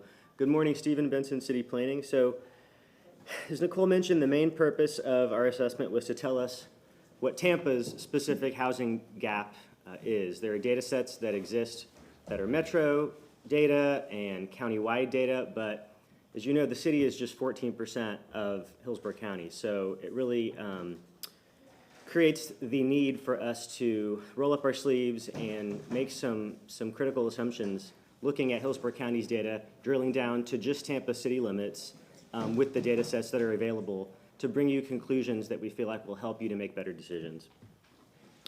So what's on the screen is the city's overall housing inventory. The horizontal axis represents income levels, so the number of units that are affordable for a household that is earning up to that income level. 0 to 30% is on the left, 0 to 120% of the area median income is all the way on the right, and then the vertical axis represents the number of units. So these are units that you see, and they're units that are priced affordably for those income levels.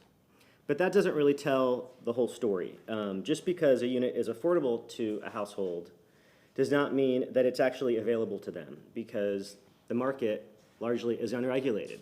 So if you are a higher income earner and you're able to find a place that costs you less than 30%, you're free to do that. You're free to work with the landlord and live there. And so the blue bars represent the units that are affordable and available to a household at that income level. So this goes into addressing the number of people that are potentially living below their means and occupying a unit that might be more affordable to somebody at the next income bracket down. So now that we know what the inventory looks like and how much of the inventory is available for each of these income levels, let's compare that to the number of households. So you can see that 0 to 30, 0 to 50, and 0 to 60, all three of those areas, it's clear that there is a significant shortage in units between the number of renters that exist and the number of affordable and available units that we have, and that number is around 20,000, depending upon where you look. So we're focused really on the 0 to 60 because that encompasses all three. And that number is around 23,000 units. So that is our housing gap for that income group. When we start looking at 0 to 80, it's a little bit different of a story. This gets into the more naturally occurring affordable housing potentially. This gets into the affordable housing that's secured through our bonus program in the 80% range. And you can see that the issue isn't the inventory. The inventory is there, the overall inventory. The orange bar is above the purple. The issue is that about a third of those units are occupied by households that are earning more than 80%, so people living below their means. And this is why we focus so much talking about naturally occurring affordable housing, but also increasing the housing supply overall, because it relieves the pressure at every single one of these income ranges, and it addresses this issue that we see with some households living slightly below their means occupying a unit that really is affordable to somebody that really needs it at a lower income level. You said increasing the supply is wrong? That is why we look to it and across the board. Not just at the lower income levels, that is extremely important, obviously, but increasing the supply overall, even not with income restricted units, is still also important. And that is why a lot of the policy discussion that's going to come after this presentation will speak to what we can do to increase the supply overall, as well as increasing it for the specific income levels through income restrictions.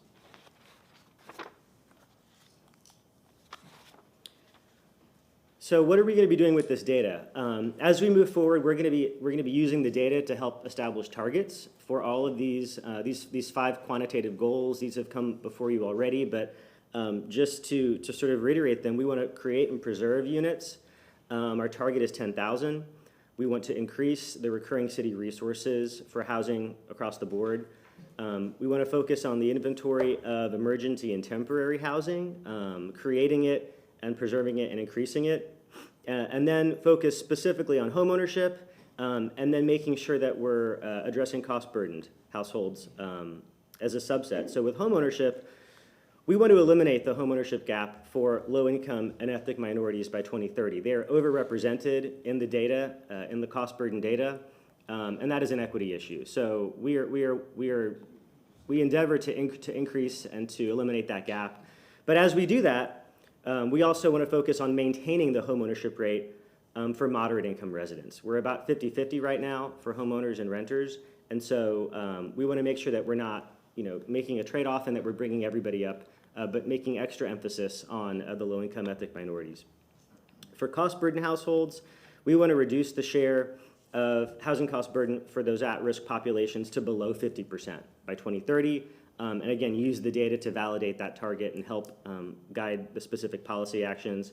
And then also, in partnership with our mobility department, looking at combined costs for housing and transportation, reducing that to below 50%.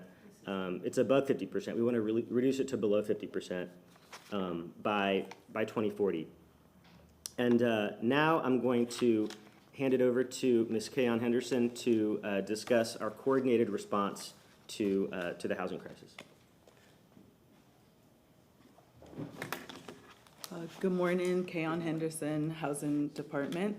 And so just kind of going a little bit with what Stephen has said. So we've consistently shared that there's really not a silver bullet or a one-size-fits-all to solve the housing crisis. And so we really have been working diligently and trying to figure out the different solutions that will address the areas. And so this is going to be a package deal as we go forward. And so as a portfolio in the CRA, we really have been working together to coordinate responses across CRA housing programs and making them more cohesive and looking at citywide housing programs and land use policy. The data provided to us through the housing needs assessment really has helped us to frame the specific issue that we're seeking to address and the response we are putting forward with both council direction and leadership. So as we get more information and realize that what we have is a draft, we will continue to look at it and shape it for the needs that we have for the community. No secret that we're in a housing crisis. I mean, that's where we've been for the past few years. And so within our CRA's council, you have asked us to create and preserve affordable housing and homes while also bringing stability to prevent gentrification and displacement within the CRAs. And so we're going to be streamlining, again, the CRA housing programs and dedicating reoccurring revenue to fund affordable housing creation, preservation, and some rental assistance as we continue to look for these new units and fill that gap. So as we also continue to look and respond to the housing crisis, we know that the needs are beyond the CRAs. So we also know that we need to increase the housing options that are available for low to moderate income households citywide and not just what's within the CRA. I think as we've come before you, you've asked us to do this through refinement of the portfolio of some of our housing programs and looking at what those priorities are, increasing local funding, and so having those unrestricted dollars and not having just state and federal funds, and prioritizing our funding for those who are lowest income households and our most vulnerable population as we continue to look at streamlining these programs. We are also bringing back what the Q3 update, and so we came with Q2 update of the $26.5 million. This is Q3 and just showing what temporary housing looks like, what we funded, and what we've expended.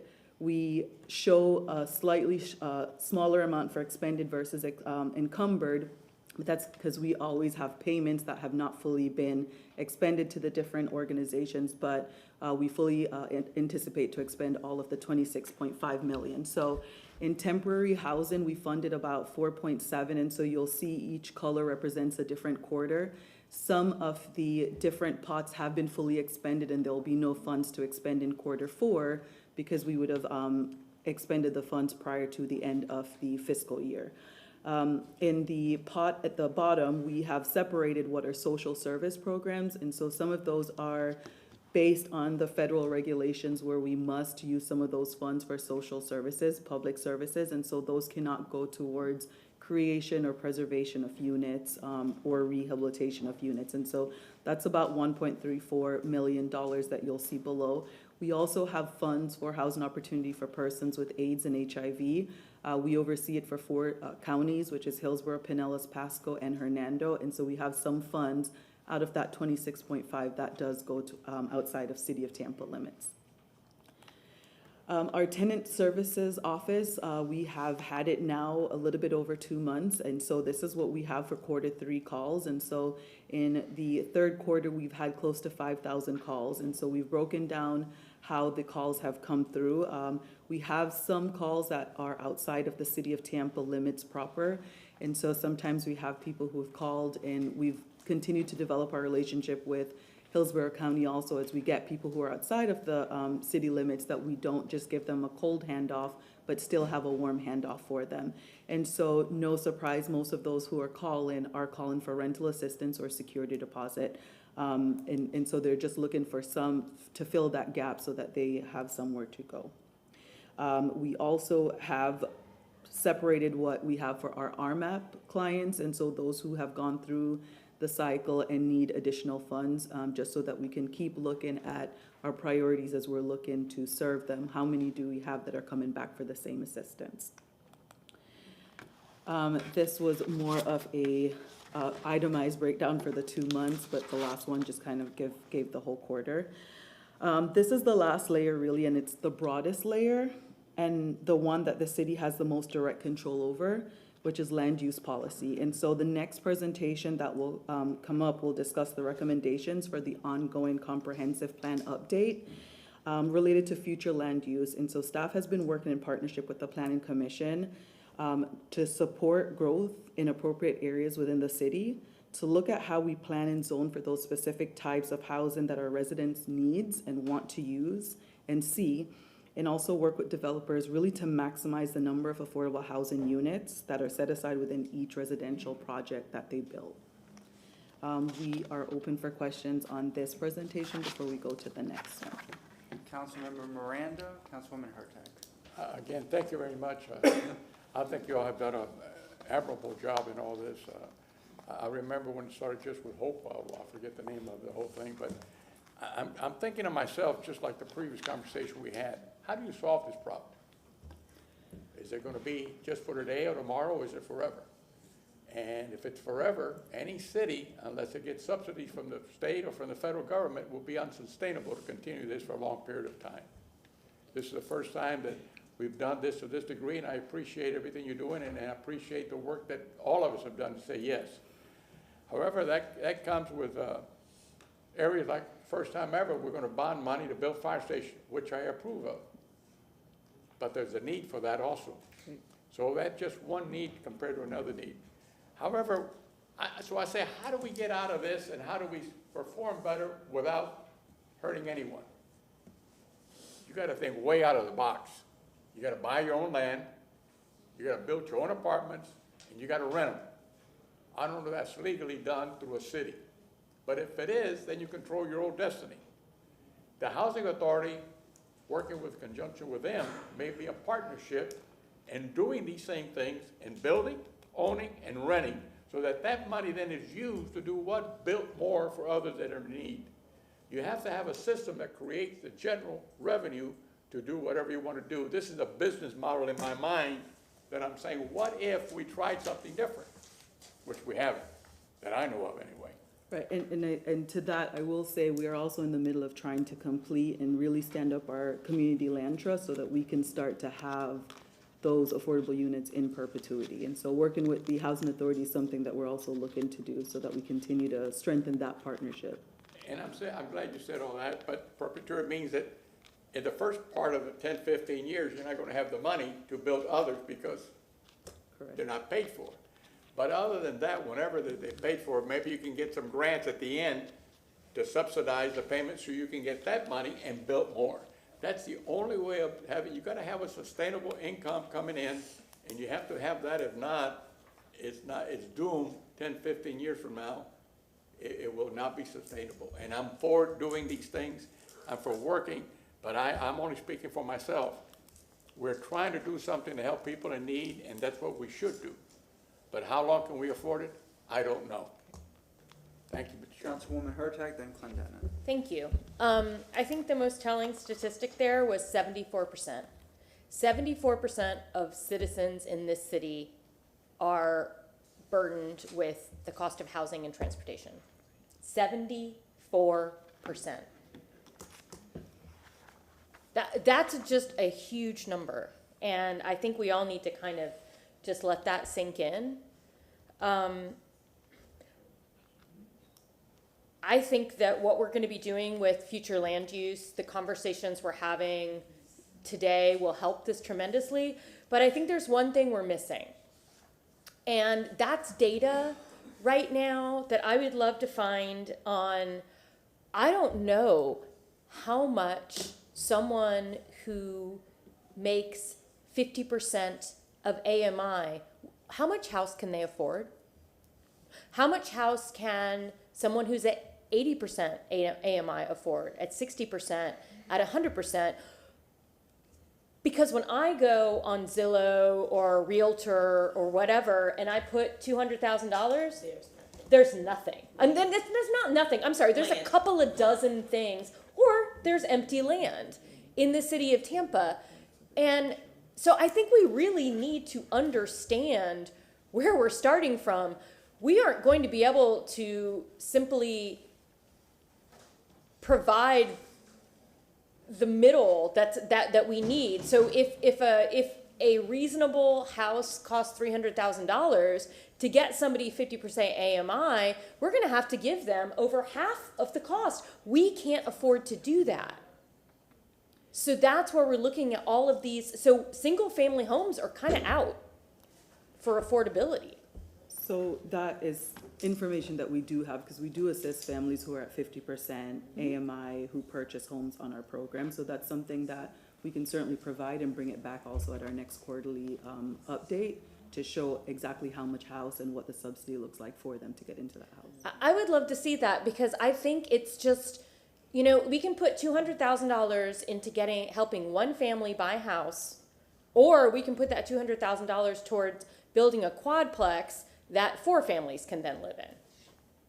It's really just an economy of scale, and not everybody's going to want to be able to live that way, but unfortunately that's where we are as a city. And so I think those are really telling numbers, and I think that on a future update I would love to see a map in time of like what's affordable in each of those AMIs, because not all of us, you know, hang out on Zillow. I just pull it up when I was prepping for this, but just looking and seeing what's available in all of these ranges to give us a true understanding of where we are right now.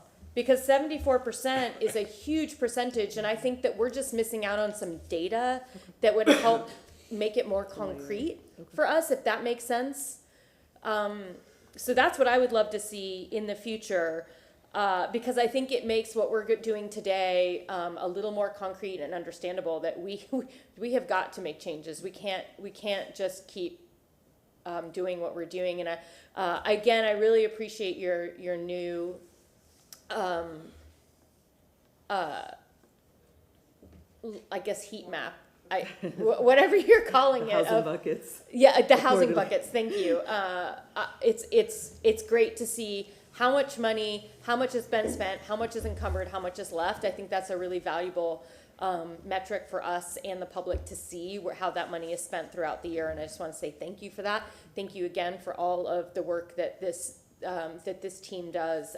Y'all are just rock stars, and we have a lot of work to do, but I love that everyone still has a smile on their face and is excited to roll up their sleeves and do it.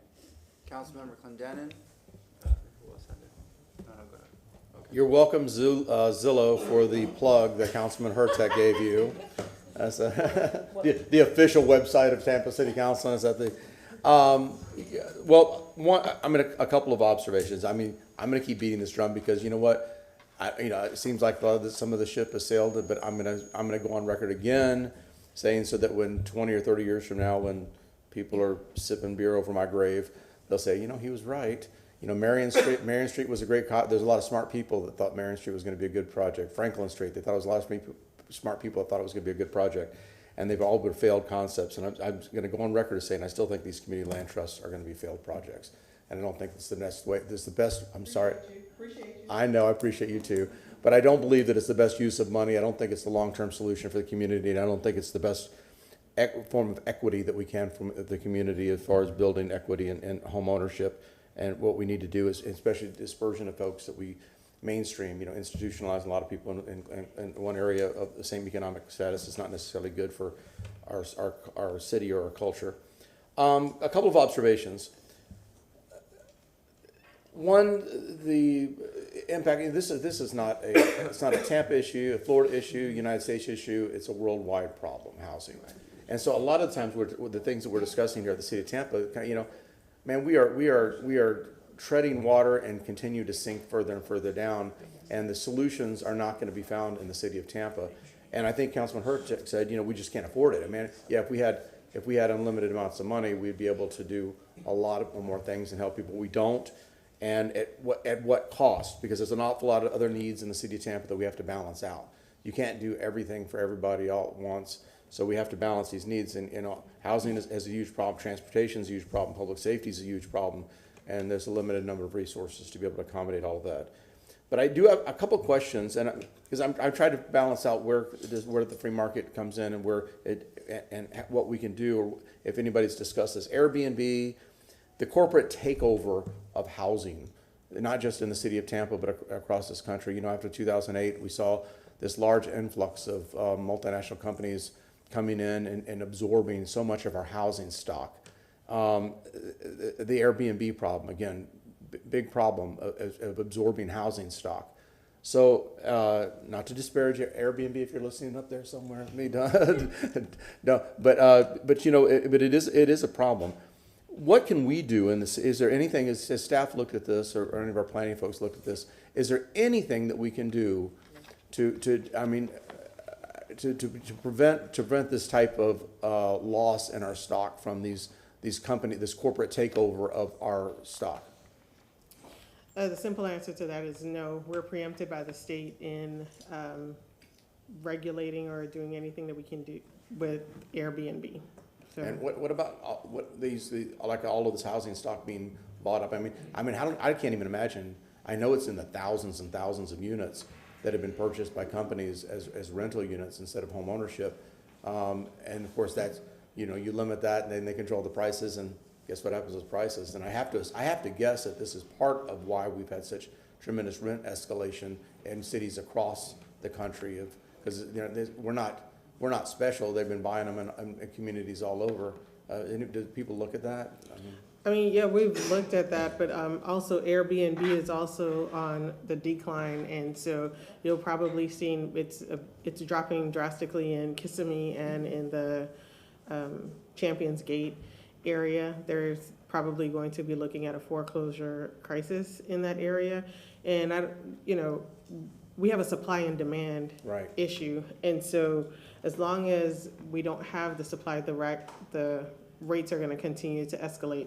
The impact of Airbnb on Tampa, we didn't rank in the top failed markets, but overall Airbnb, the model is not working as much anymore. So you may see some houses come up for purchase in the near future, but we still have a supply and demand, and so people are renting them, and so the owners will continue to hold them as long as they're being rented.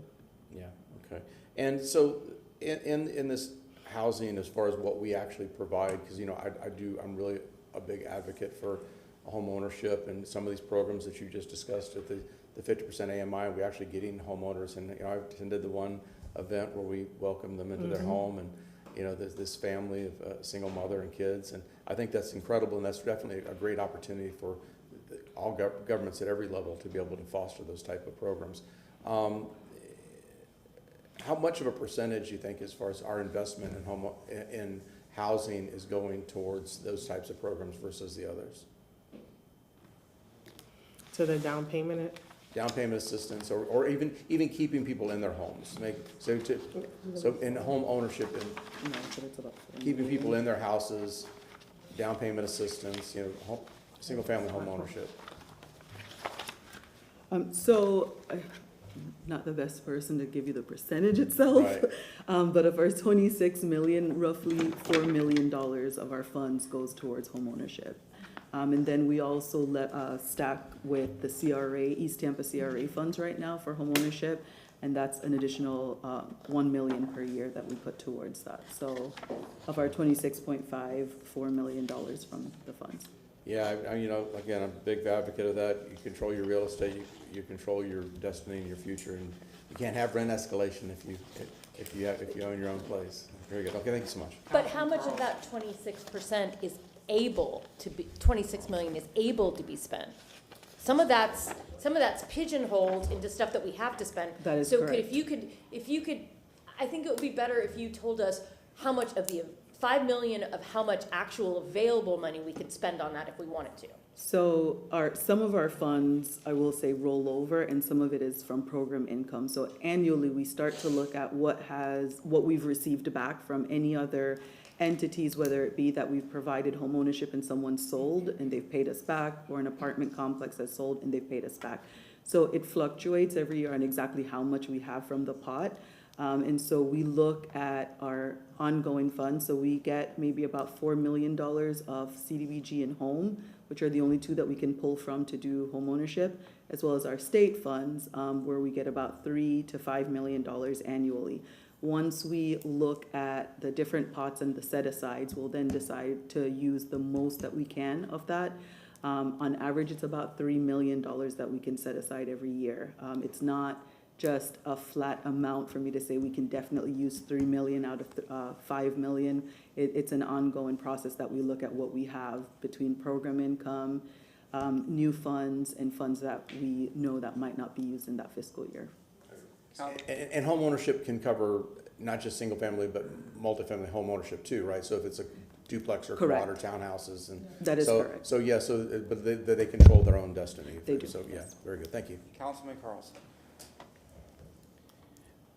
Yes, I want to echo what my colleague said. You all did an excellent job. Appreciate all the data.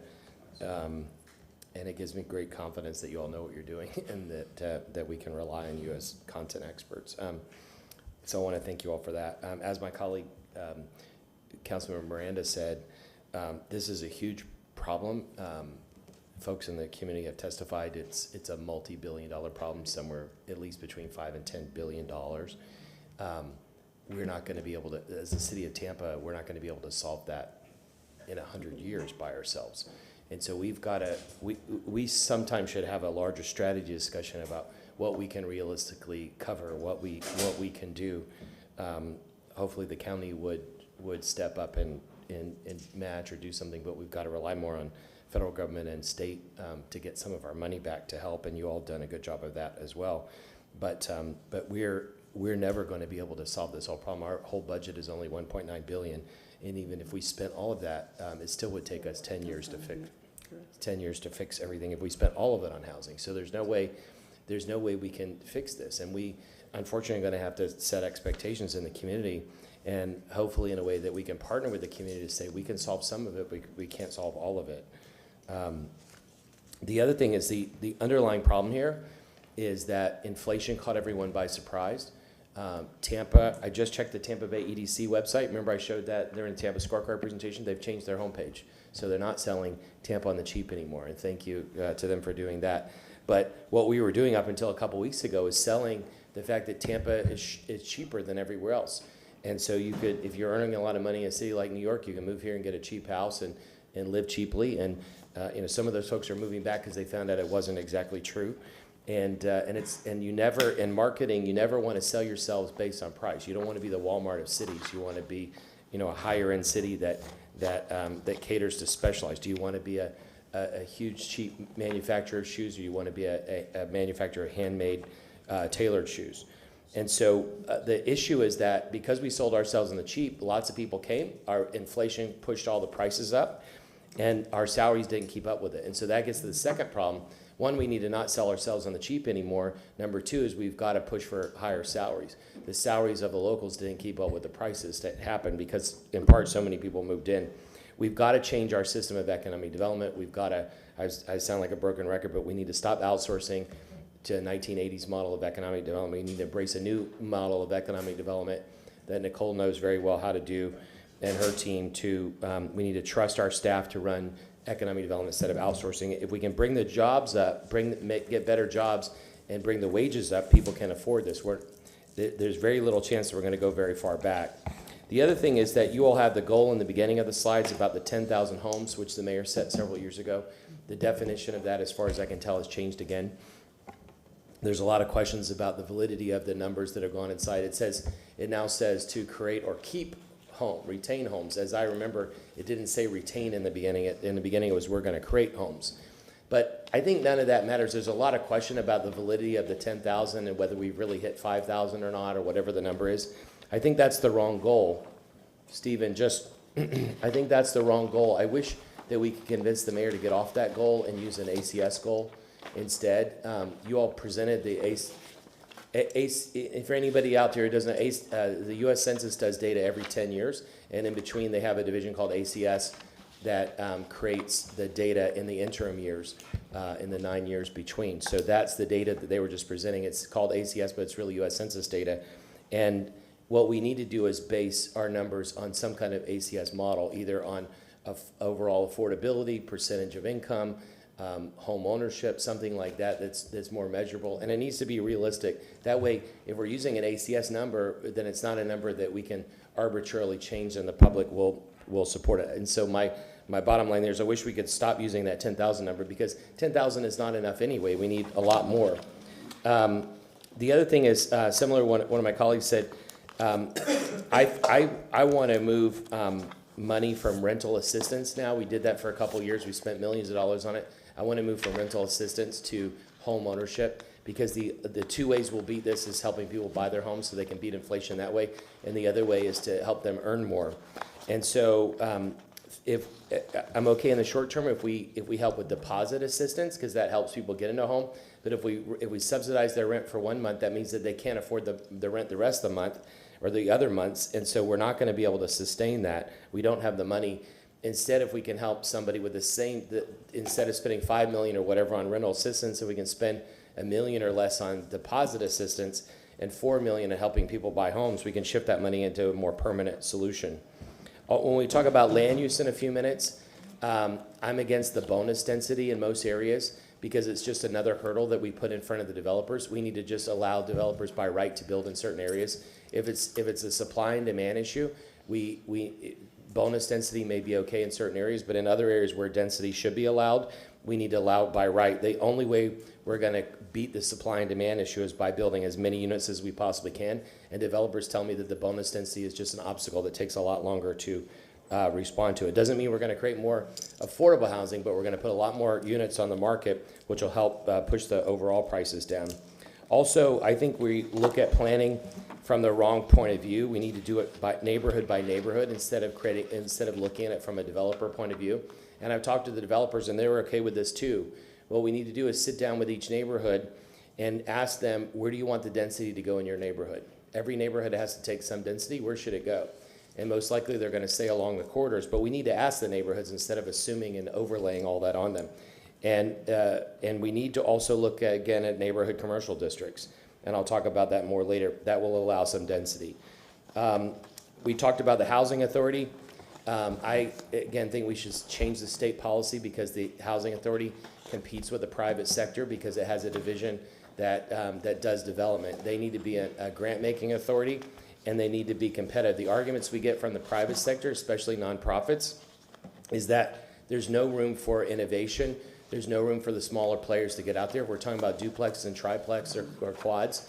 Small nonprofits can build those throughout the city, and we can have diversity in the kinds of products, and we can have more being built, and we can have innovation and better use of the money. But instead what's happening is Housing Authority and others are using big buckets of money to only partner with big companies, and we need to diversify that. Also, I don't know about you all, Zillow was mentioned. My house, when I bought it a few years ago, was a certain price. It went up by 30-40% in the peak in Zillow, and now it's down by about 20 or 30%. So it's still above what I paid for it, but it is way down from the peak, and it seems to be happening everywhere. And so if we're hitting some kind of lull here soon, then we need to figure out, is there a time coming where we need to buy land or property? You mentioned foreclosures on Airbnbs. If that starts to happen, is that a chance to use the community land trust to start buying those properties? Yes. We shouldn't compete too much with the private sector, but if we can get those properties for cheaper, then we could have 2 years ago, we should take into account the market dynamics and try to take advantage of it. So those are just some thoughts, but thank you so much, everybody, for your ideas. Mr. Chair, may I respond? Just one quick second. So 100% I agree that the city government should not be competing in the private market where the market is doing well. But we're not doing well in affordable housing areas. So that's why our recommendation is to do the community land trust, use money to buy properties as they go through foreclosure process. And just like what you were talking about, Mr. Carlson, if you look at the Elmo regarding the 10,000 units, the Elmo, please.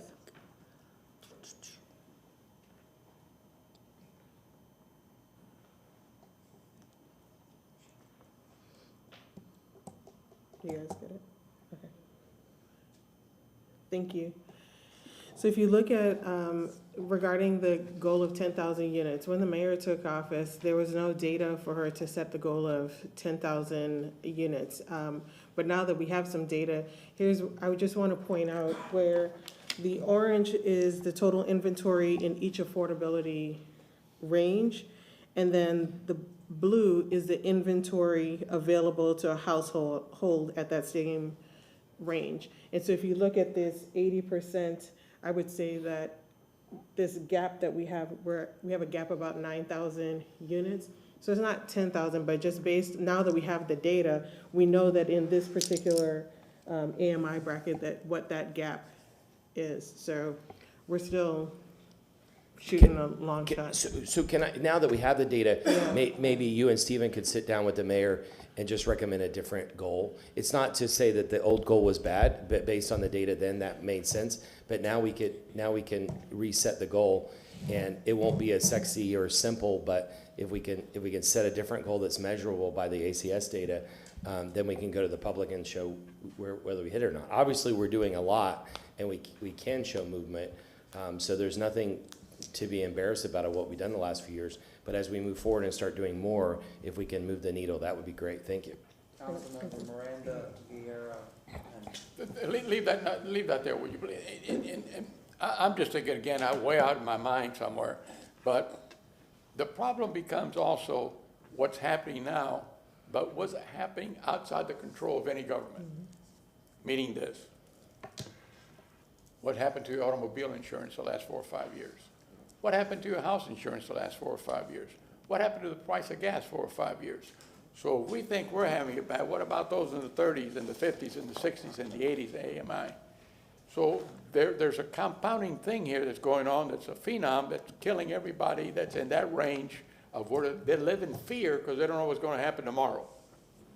And so it's incumbent upon us. And let me give you another example. I'm going to call a grocery store a W, and I'm going to call one a P, and that for Willie and a P for Paula. And the reason I say that, I don't want to get sued. But I was taught when I was in the housing project to find the same product you can for the least amount of price. I can go to W and buy Progressive soup for $2.18 a can. I can go to P for Paula and pay $3.47 a can for the same size. I can buy Brian's ice cream for $4.98 at W. It cost me $6.59, if I recall last time I saw, at Paula's. So you have to understand where to shop and where to go, and it's incumbent that we even teach them all that, because somehow they might not have the transportation. You buy a car and you think that's the expense. The way right now things are, automobile insurance is like another 3 payments a year on your automobile that cost or more. So the cost of owning an automobile today compared to what the rate is to buy is about 25% of your actual cost of the car. That is, of course, if you don't buy a brand new one, that's $60,000 or $80,000. So it's so many little things that are grabbing at the people here who have very little opportunity to come out of where they're at, because the happening around them, the perfect storm has hit. And why is it we have lack of housing? It's hard, but it's simple in a way. Used to have a lot 10, 15 years ago was worth $20,000. The house was worth $30,000, $40,000, $50,000 without the land. Notice the difference, very small. Somebody comes and that person in their 70s or 80s or whatever, deceased, and they buy that house and you think you got a fantastic deal 10, 15 years ago, they buy it, give you $150,000. Guess what? The lot now is worth $150,000. So where's the affordable, how can you do that? That's what's taking over the industry. Yeah. I can see it, I get every single day, I get 2 or 3 letters that they want to buy something. Like I want to die tomorrow, and they tell you, oh, we offer you this kind of money for your house. I got one at the house, I think I brought it with me. House that was worth $60,000, oh, we're going to buy it for $277. The problem is the lot now is worth $250. What are they giving you? Nothing. So you have to understand where you're at, and this is the problem that we have all over, especially in this area where we got 150 people a day by statistics moving in. So this is not going to get better. We can solve it to hold it at a certain area, but can we solve it totally? Not in the next 5 or 6 years. Never happen, because it's still going to move down. And they love the sunshine. Yeah, the hurricanes are coming. Guess what? They're going north now also. So it's something that we have to look at, and somebody has got to sit down, and thank God I had the people around me, all of us, that were my family, that gave me an education on what to do and what not to do. That doesn't mean I followed it all the time, because I wanted to prove them wrong, and guess what? I couldn't. But thank you very much, Chairman. Councilman Miranda, you'd be a ringer on The Price is Right. Man, you just nailed those ice cream prices. You and I buy the same ice cream. I know which one you're talking about. I know those prices. Me too. I can tell you every price in every store. When I walk, I memorize all of them. I can tell you the price of every vegetable, everything.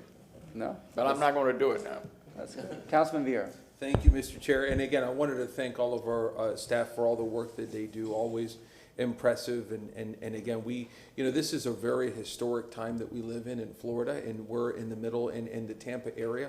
We're in the middle of the storm right now, but it's going to be a historic storm. And the issue is, what's it going to come after the storm is finished, or after we're going to get as good as we're going to get after the storm? You look at Miami. There was a storm there many, many years ago that caused Miami to become what Miami is now. And Miami is something of an adjective in economic and political terms, right? A lot of people say, don't New York my Tampa, don't New York my Florida, whatever. But, I think the proper term is don't Miami my Tampa, right? Which is don't turn Tampa into a city where middle-class people can't afford to live, where working class people feel shut out, and where poor people don't have a prayer, because that's where we're going right now. And that's certainly something that's very, very scary. But this is really a historic time in Florida. And in our Tampa area, whenever it comes to cost, affordability, and just shutting working people out. I think, and then there's just that whole narrative you see throughout the country. You see it in the United Auto Workers strike, which is people feeling that the middle of the economy now is closer to the bottom than it is to the top, so to speak. And there's that feeling of economic insecurity. For that, we obviously need government to be very, very active. And that's something that the city of Tampa has done and local government has done. I go with the idea of FDR, who said, what was it?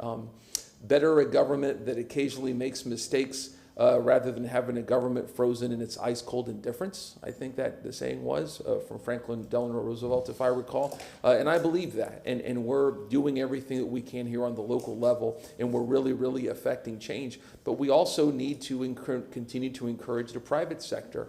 And whatnot. I look at areas such as the University of South Florida area, North Tampa area, and other areas where we can encourage private development, and we should. There's always a discussion that we're building in South Tampa, we're building in South Tampa, we're building in South Tampa, and without talking about any specific, by the way, legal case or land use case or anything of that nature, I think from a practical perspective, we can be very, very sympathetic with that argument, which is there is a lot of building in South Tampa, but we also have to spread that building throughout all of our city of Tampa and encourage the private sector to look at areas like USF for that. I actually did a motion a couple weeks ago. I don't know when it's coming back, but to have the Planning Commission come and talk to us about the University Square study that was done about 11, 12 years ago, and prospectively how it can be updated so that we can spread some of that building to the North Tampa area, to the university area, and whatnot, because we need to do that through the private sector as well. But just again, thank you to all the staff. You guys are wonderful, and you guys do great work. Thank you so much, sir. Thank you, Councilwoman Henderson. Thank you, Chair. Thank you all so much for your report. I did some research on community land trust and was, not surprised to discover that, it was started by some African-American leaders in rural Albany, Georgia, due to oppression and inequity. And so even for us, I think it does, having a community land trust will, bridge the divide a little bit and create some equity. I wanted to ask you, Administrator Travis, is there an opportunity for commercial and community space when we decide on? In a community land trust? Yes. Absolutely.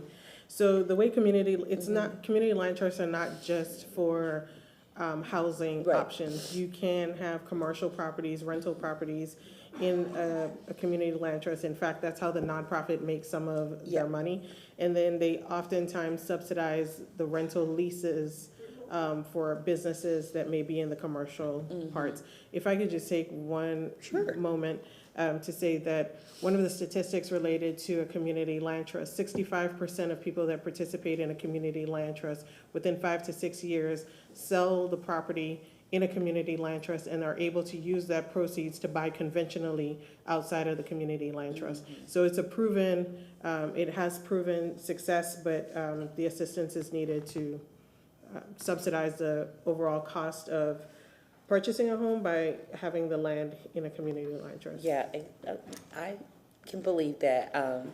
Kind of wishing we had a little bit of that millage for housing right now, but nevertheless, also I wanted to just, and maybe K.I. Henderson can speak on this, the diverse housing needs. I don't want to just forgo the rental assistance program. I don't see it as throwing away money. We have to help the diverse audience of community members that we have, and I just want you to speak on that just a little bit, because I know that, if we pay the rent this month, they're still gonna need help the next month. Is that specific type of housing, do we work with the actual landlords of these spaces in regard to that, to try to get some sort of discounts or an effort to reduce the cost on the burden to the city?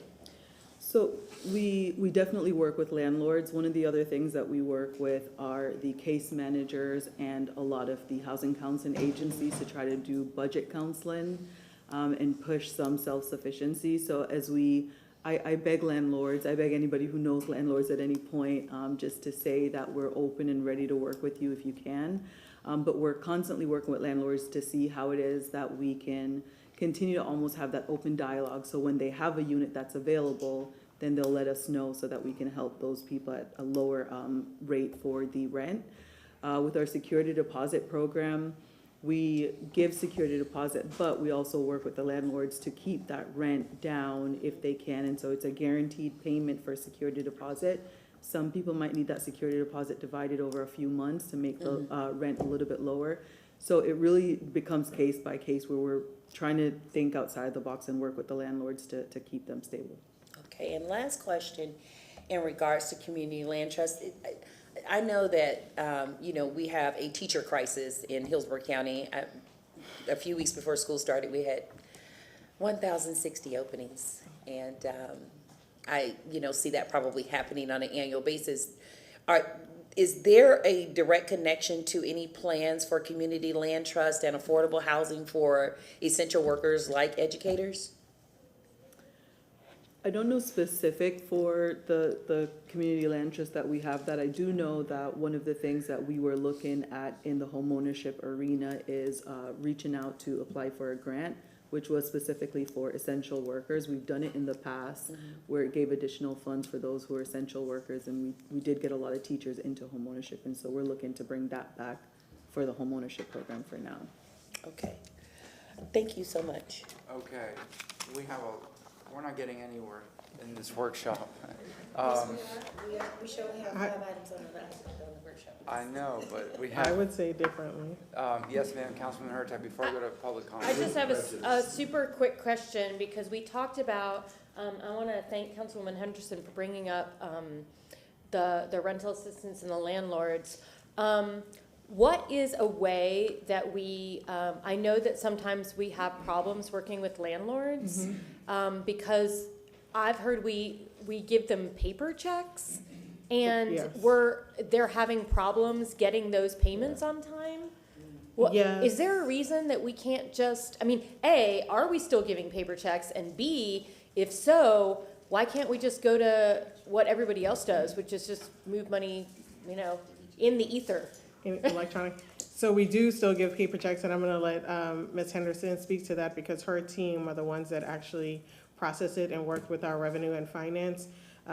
I'd also like for her to share the magnitude of how many checks are being issued a month, so. So as Nicole stated, we do still give paper checks, and so we have to process the check specifically for the rental assistance program. That's probably where we have the biggest hiccup. It is snail mail, so some of those are being mailed out to the landlords.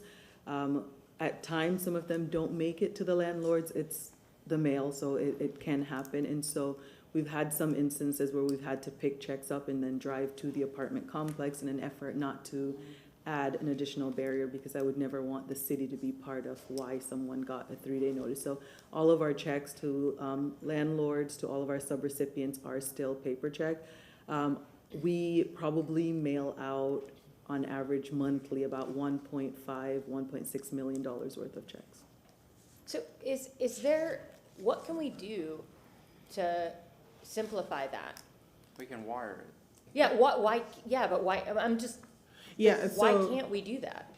Well, I don't know why we can't. I can work with the CFO, with Dennis Rojero, to see how, in what instances a paper snail mail check is required and when there's opportunity to do ACH. Because we do know that some of the landlords, they do receive ACH. So if you'd like, I can work with the Revenue and Finance Department to figure. ACH? The automatic clearinghouse. I know, I just like to make sure, because I like everybody to hear the. So that's like wire transfer, or So- direct deposit for, so I don't have an answer for you as to why we're not doing that. I know that on the receiving end, we do have, vendors that we work with that have the capabilities of receiving. I would have to, talk to the CFO and work with the CFO to find out, is there a reason why? Do I need to make a motion for that? I mean, you can, if you want it to come back to you, it's totally up to you. Then I'll make a motion later. To change from paper check to wire? No, just to find out why we can't do Yeah, that. because I just to can't- have the Or CFO. how to go about doing it. Yeah. Okay, then I'll make the motion now. I would like the CFO to come and speak to us at our next available council meeting. October 5th is kind of busy. Yeah, can you give me a couple weeks? Let me talk to the CFO so we can Okay. evaluate which Well, housing then and how maybe about the second meeting. 19th. Yeah. We'll say the 19th for both Ms. Travis and Mr. O'Hara to come back and talk about how we can expedite those payments so that we can, and maybe save some money doing Sure. it. Well, Thanks. with wire transfers, there's that's a minor fee, Yeah. $15, $25, whatever, on each end, so. Not for ACH, not for ACH, Not for not for ACH, ACH. okay. ACH is All right, we have a motion from Councilwoman Hurtag. Do we have a second? Second from Councilmember Miranda, all in favor? Aye. Very good. All right. Thank you. We'll go to public comment at this time for item number 2, if anybody wishes to speak. If not, we're gonna go into the items 3 through 7, bulk discussion on housing. Yes, ma'am. Still morning. Good morning, Council. Allison Hewitt, 4904 32nd Street, Tampa, Florida. Thank you so much for the study. One, thank you for the team for the study, and I especially say thank you for how it's written. It's written in a way that's not technical, so the people in our community will be able to understand this. Also, we appreciate this because as an advocate for my community, this data is able to calm some nerves from people in the community on what the city is thinking, how they're making those decisions for us to be able to communicate. The coordinated response, I thought, was really good. One issue that I think I would like to suggest we coordinate, thank you for including mobility, but we have, I think, a really good new economic development team that should also be included in these conversations, because we all know for affordable housing, we won't be able to build our way out of it. We need to be able to also create some jobs, higher wages, to make sure that folks can afford some jobs, the housing. So for example, the average median income in the city is $65,000. Average median income in my neighborhood, East Tampa, is $24,440. So it's not even $25,000 in median income for the major census tracts in East Tampa. And so I'm hoping that we can coordinate with the Economic Development Office to provide direct services to the small businesses located in those areas most hard hit in needing affordable housing. Because if we have, for example, I sit on Advantage Capital Partners. It's a national new market tax credit program that services around the country. And we have proven statistics where we have invested in, like, for example, a multicultural skincare company. We were able to go in, provide that company some technical assistance to help them receive about $1 million in new market tax credits, and they were able to create over 17 jobs in their community. And so if we have the cost burden for transportation, if we can remove transportation, create the jobs in the neighborhood where they can walk or bike to their jobs for high-wage jobs, then we'll be able to address some of those housing concerns. I also would like to consider we have a pre-development program for commercial in East Tampa that we may be able to also put that into pre-development for some of the landowners to do if we're able to approve the different types of units.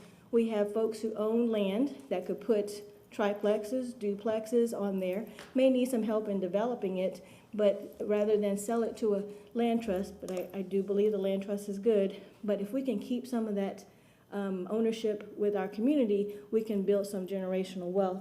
The last part I'd like to point to is page 4, the second to the last paragraph, that as far as the quantitative goals, I think are very positive, but we also need to monitor the gentrification. The decrease of the minorities in these communities is going to whitewash Tampa if we're not careful, and that someone is paying attention to make sure that we're trying to create jobs and opportunities and housing for minorities. Thank you very much. Next speaker, yes, sir, please state your name. I want to acknowledge I can speak again, right? Yes. Okay. On this specific housing needs assessment. Great, thank you. My name is Nathan Hagan, again, volunteer lead of EMB Tampa, Since Yes, My Backyard. I've spoken most of you about this issue in the next item, and I just want to start off by thanking you all for the seriousness of the discussion and acknowledging and demonstrating your knowledge about the shortage that we have right here. There's a lot of facets to the housing crisis we're facing.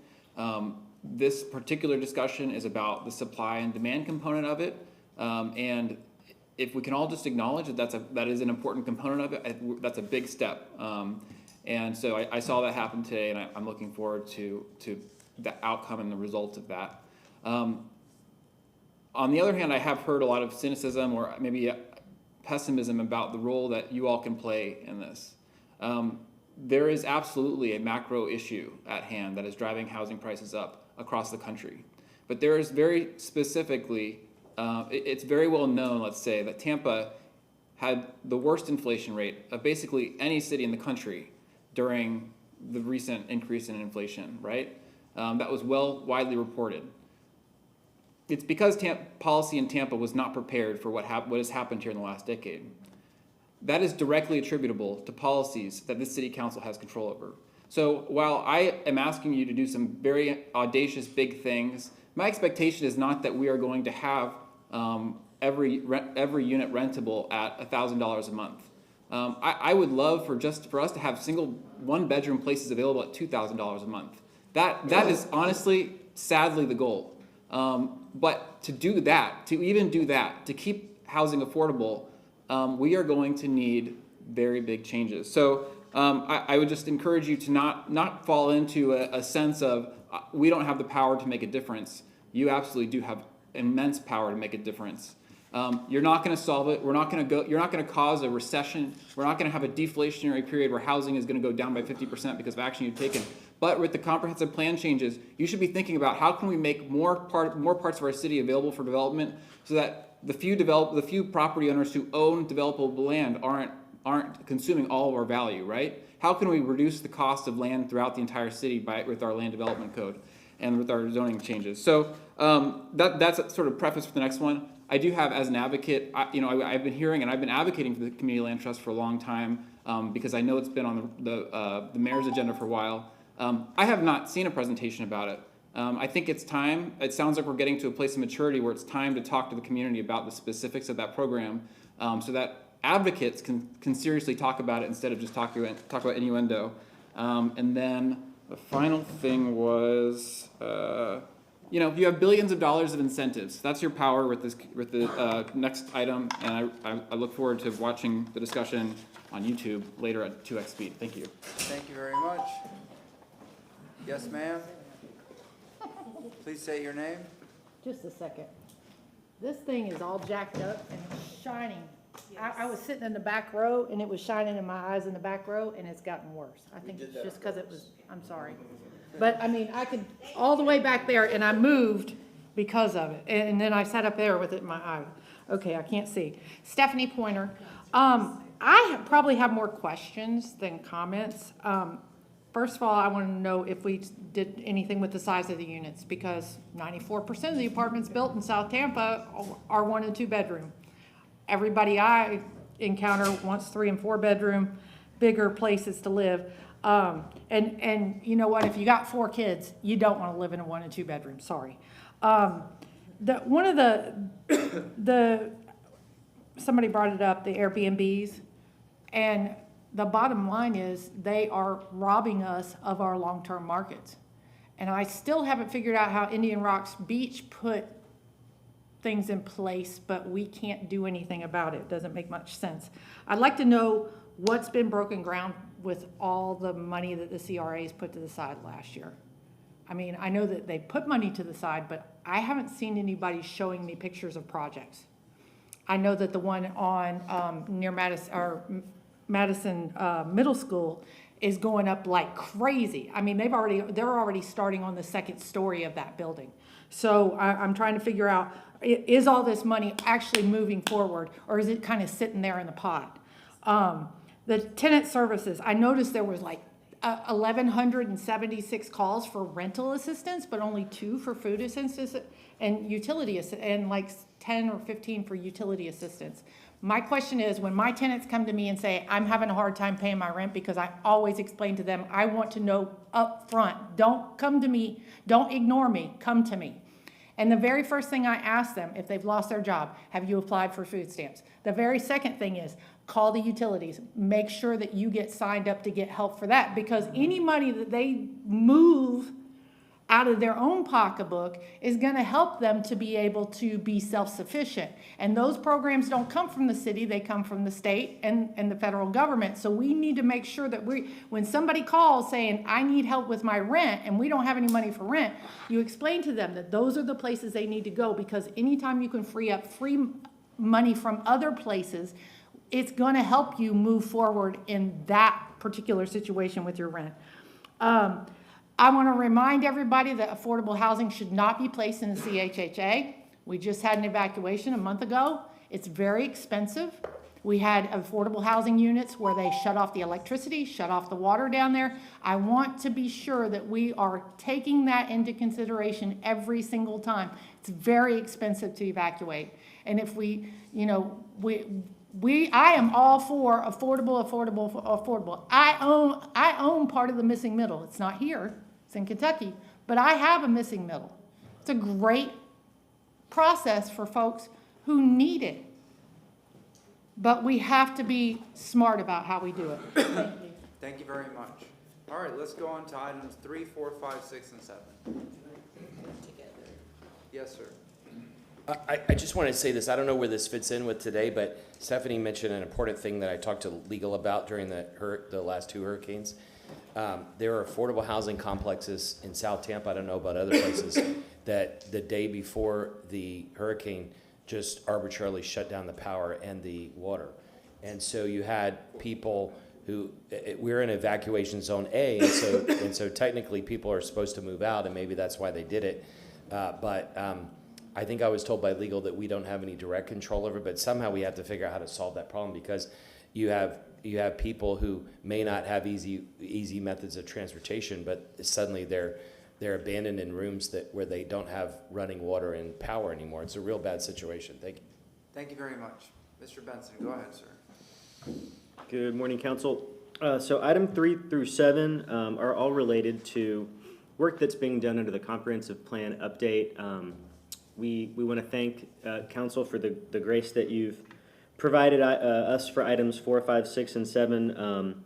They were specific topical areas that deal with policy that's in the comprehensive plan and also in the land development code. So as those motions had been made, we've been working with the Planning Commission to sort of look at them through the plan update process.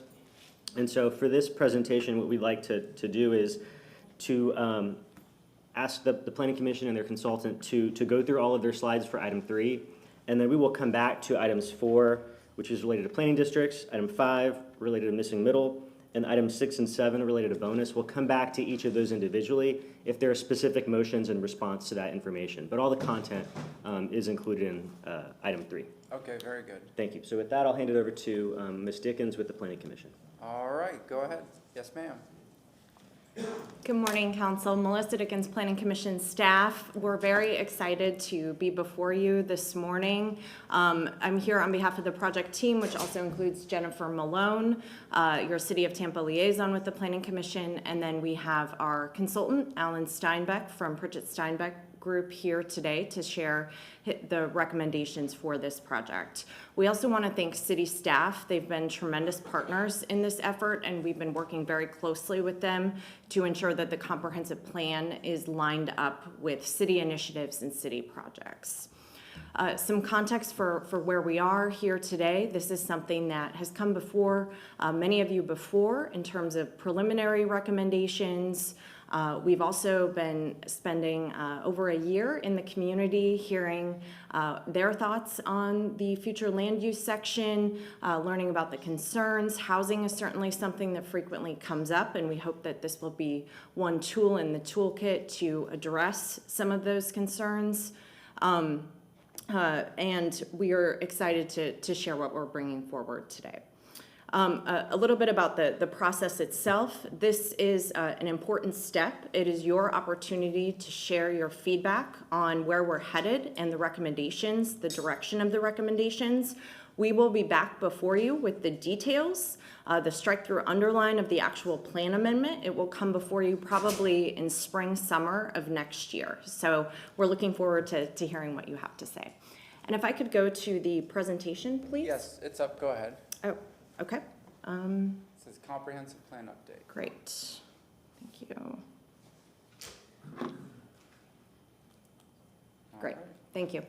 Again, this is part of our overall comprehensive plan update, the Live, Grow, Thrive 2045 plan update, Planning Commission in partnership with the City of Tampa.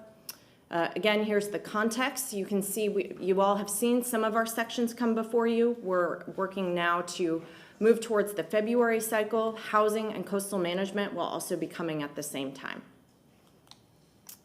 And Stephen mentioned the council motion responses. We also recognize as the Planning Commission that housing is of utmost importance to the community. We wanted to share that while today's presentation will be focused on the future land use section recommendations, we're also actively working on the housing section update. So we wanted to share we have a proposed goal that we'll be bringing before you. We'll be working with city staff to refine some of this language. And then we have some policy areas to explore with respect to the housing section. So just wanted to share this to share that there are some other aspects that you may not hear directly about today, but we'll be working on them in conjunction with city staff. And with that, I will go ahead and turn the presentation over to Alan Steinbeck with Pritchett Steinbeck Group. Thank you. Thank you very much. Yes, sir. Good morning, everyone. Good morning. Thank you for having us this morning. And I have been working on behalf of the Planning Commission and with the City of Tampa staff to put together these recommendations for the comp plan. I would say that it is true that you all have the unenviable job of hearing about problems and trying to fix them on a fairly regular basis and the complications of all of that. But what we're proposing here today is really something new. We have a new set of tools and strategies related to the comprehensive plan and how we regulate and incentivize certain types of development in the city. And I think it was a response to the context that we're in, the context that you all have been talking about this morning, and the need to have better tools to implement projects around the city and to take on some of these very important issues like housing. And there's other topics that are covered here this morning, but I want you to think about this as a new thing, not necessarily a fix, but especially the bonus structure that we've been talking about, and I want to try to explain a little bit more about this morning as a fix and something that's new that really needs to be inserted into a landscape of regulation that has its own life to it. We're talking about creating something new here. So that's a little bit exciting and a little bit scary, and I will say that the process has been very methodical. We've been out to talk to the public a couple of times about these concepts. We came to this body pre-election to talk about these concepts, and we've just recently had some briefings with you all as well to share more. So I'm excited to be at this point, but what we really need from you today is some buy-in on these concepts so we can move forward and start to detail out the recommendations and really get down to the nitty-gritty, moving towards that schedule that Melissa was telling you about, where we need to be ready for that come first of the year with that language. So what we've heard on our journey here is from a lot of people around the city. Over 1,000 people have responded, and during my phase of the work, we've had hundreds of people talk to us about this project and these policies. But I think people in Tampa have this unique desire to maintain culture and character. They have a strong sense of stewardship. People in Tampa have this strong sense of stewardship of each other. We heard a lot about people wanting to make sure that everyone in the community had access to transportation options, access to housing affordability. And so this sense of we're taking care of each other here, which I think is an important element of Tampa's culture. We also asked people about, are we moving in the right direction? And the consensus was yes, but some people are not benefiting, as we hear about constantly, especially about the affordability issues that we're having. We asked people about how important certain different types of incentives are in the land use policies, and we wanted to make sure that the ideas that we had, and you see the results of some of the feedback we got in our live meetings, we asked them about affordable housing in new development projects, TOD, transit-oriented development, mixed-use development, and redeveloping our commercial corridors. And all of these things were important to people, especially the transit-oriented development and the affordable housing incentives. As we were talking to people about the comprehensive plan and the LDC, they noted usability challenges. There are some legacy policy tools in there that have been around for a long time and had a specific purpose, and we would like to update and reform some of those policies in this major update that we're doing now. And then a lot of policy mismatches between the comprehensive plan and the LDC, which you hear about on a regular basis in this room, about consistency, not consistency, and how do we resolve these two regulatory documents. So the first part of this presentation is about some of the requests that you all have for information regarding bonus structures and bonus provision agreements. There had been some discussion about the bonus structuring, and what was decided that we would take the opportunity of this future land use study to look at this, because we very early on identified bonusing as one of the primary tools that we wanted to use. And so we have recommended providing some information about that, and also bonuses specifically around green technologies, which we've called efficient and resilient buildings. And so we have a bonus for that I'll tell you about this morning. The bonus types, we came about this for a very important reason. There are several reasons why we got here. We sort of had the choice in response to what we were hearing from the market, that there was more density needed to make certain types of projects happen in the community.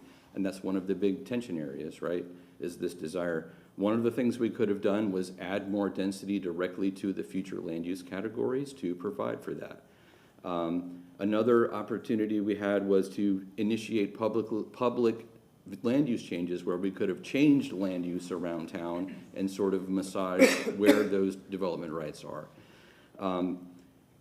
because of the landscape that would exist in Florida with Burt Harris and other types of unique challenges that we have here, we decided to go with this bonus structure because of the benefits that it provides, and because it seemed like the best way to infuse new flexibility, new density opportunities, new incentives for things, and a way to have an exchange of public benefits coming out of the development process that would be unavailable if we just gave the density away, let's put it that way. So there was a very logical and thoughtful way we came to this, and so the bonuses have specific opportunities to them related to future land use and development, and those include affordable housing. We have one for transit. The gray water bonus is a function of statutory requirements, and that will be retained. And then an efficient and resilient buildings bonus, which has green building elements to it, among other things.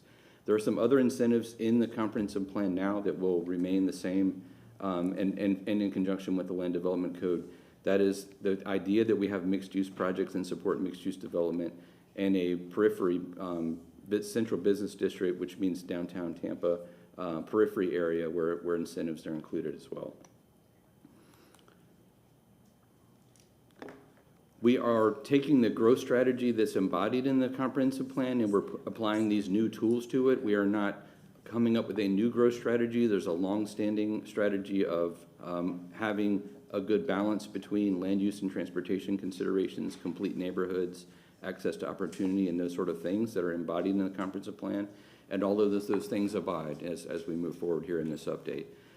These bonuses greatly increase the role of affordable housing provision.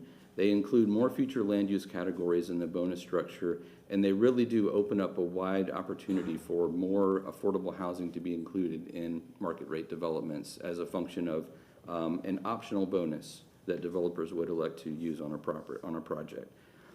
Out of this would come fewer comp plan amendments and other types of decisions that sort of gum up the system, if you will, from time to time, where you all are hearing things. We think unnecessarily we can create some regulations that lower the number of cases that come through here and make things work more seamlessly. One thing that's really important to note is the bonusing structure puts nothing in place that cannot be reversed or recalibrated. So if you gave away density, you'd have Burt Harris concerns about taking it back. This bonus structure, because it's optional, doesn't run you into that legal corner that you paint yourself into. So we can change them, we can revise them, you can start to incentivize different things as a function of your policy as the policy unfolds and gets worked out in the world. And it gives the city the flexibility to define how they're applied too. The comprehensive plan very clearly is enabling these things to happen, but there's work to be done with the land development code to define specifically what happens. There's more information about how that would work and what we're recommending in the report that's associated with this item. And then lastly, these public benefit elements. One of the main ones is that affordable housing component, where we're making that much more readily available to people in current development. You earlier this morning heard the word 100,000 units needed, and that's a number that is a forecasted number in the 25-year range or so. So somewhere around 2050, let's say, between now and then, if the forecasts are right about the population growth of the city, we'll have another 100,000 units come to the city of Tampa. We have an affordable housing bonus where we've said the increased set aside, where you have a 10%, at a minimum, a 10% threshold of set aside in new development, up to probably a 20% a minimum threshold, depending on how the policy lands and how our discussions go. But if you can imagine that 100,000 new units showing up between now and 2050, if every development took advantage of the affordable housing bonus, if you did that straight math real quick, that would be 10,000 to 20,000 units that would occur over the next 25 years or so as a function of this policy if it were robustly implemented and adopted by the community. So that gives you some sense of order of magnitude of how this might play itself out over time. And also should give you a sense, based on the math that you all have in your head, that this is only one part of the solution, that having development participate in the provision of affordable housing is one part of many different strategies that are being talked about today, even when it comes to that versus some of the housing programs that the city manages through other channels. This bonus would apply flexibility for what types of units can be used, and we have a sliding scale bonus that I've explained in the past and is also in the report, where lower income units designed for lower income households like that under 50 or under 80% AMI population get a higher bonus. And if you think about the bonus as a type of currency that can be spent in this room to buy this affordable housing out of these developments, then you have more currency to spend, if you will, in the bonus game on these lower income units. So this can help incentivize where those gaps are most needed through the development process, different types of housing that may be needed in different tranches of housing depending on the bonus and how it gets spent on that. Also being considered, and really what needs to be tackled during the Land Development Code update, is maximizing the use of other incentives to create more projects. If the bonus is a form of currency to buy affordable housing units within market rate developments, then those other types of incentives like parking reductions or dimensional criteria relief or even fee relief are other ways to imbue a form of currency into this process that doesn't require you to pull money out of the housing trust fund or find it somewhere else. It's embedded in the negotiation around development and the economics of development. So I think for those reasons, this is an important recommendation, and it would serve to have a set aside, but also provide bonuses that come along with it. The transit bonus includes two types. We have a transit emphasis corridors bonus, which reflects the corridors that you see on the map on the right. That has the corridors that were from the mobility plan that was recently completed by the city, and so you would get a bonus for being in those corridors. There's also a TOD bonus, which would be in areas of permanent fixed route transit, where you would have minimum densities in those areas for higher order transit. And we were looking at requiring affordable housing as part of this bonus structure as well.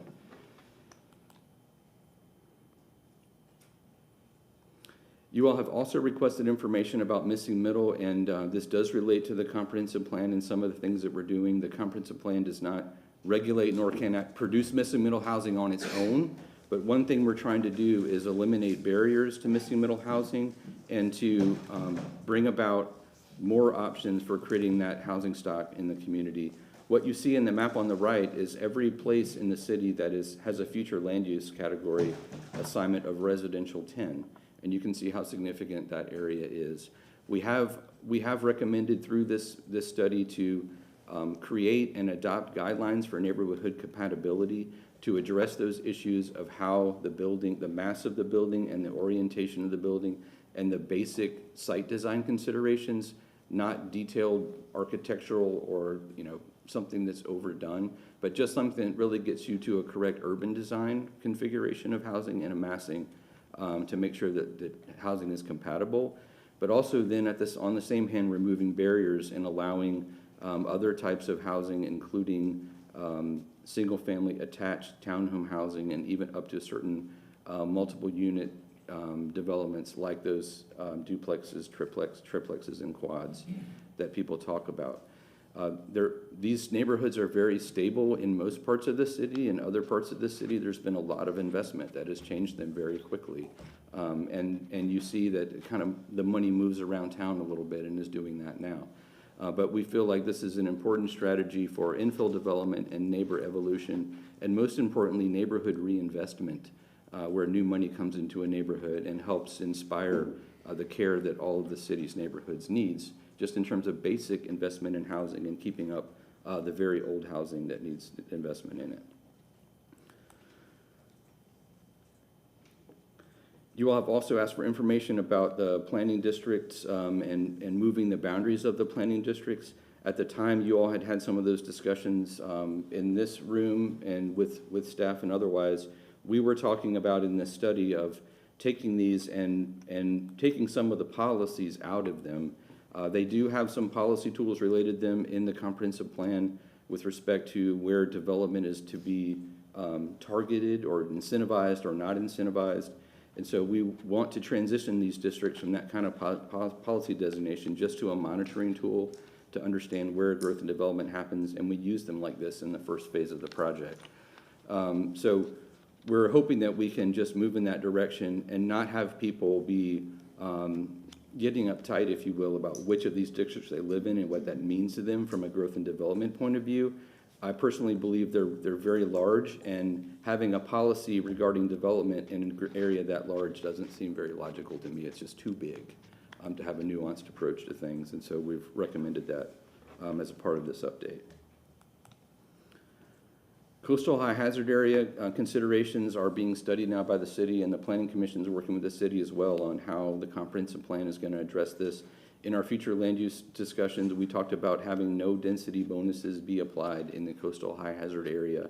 In the blue area you see, with some exceptions being in the West Shore District, in the downtown Tampa District, the periphery district, and any CRA areas that also interact with the coastal high hazard area.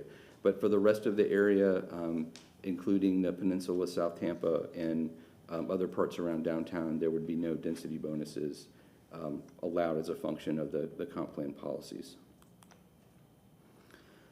With mixed-use development, we have we talked a lot about neighborhood and placemaking and the need to have complete neighborhoods in the city that have goods and services, jobs accessible, and businesses for people, and have that as an essential building block of our community.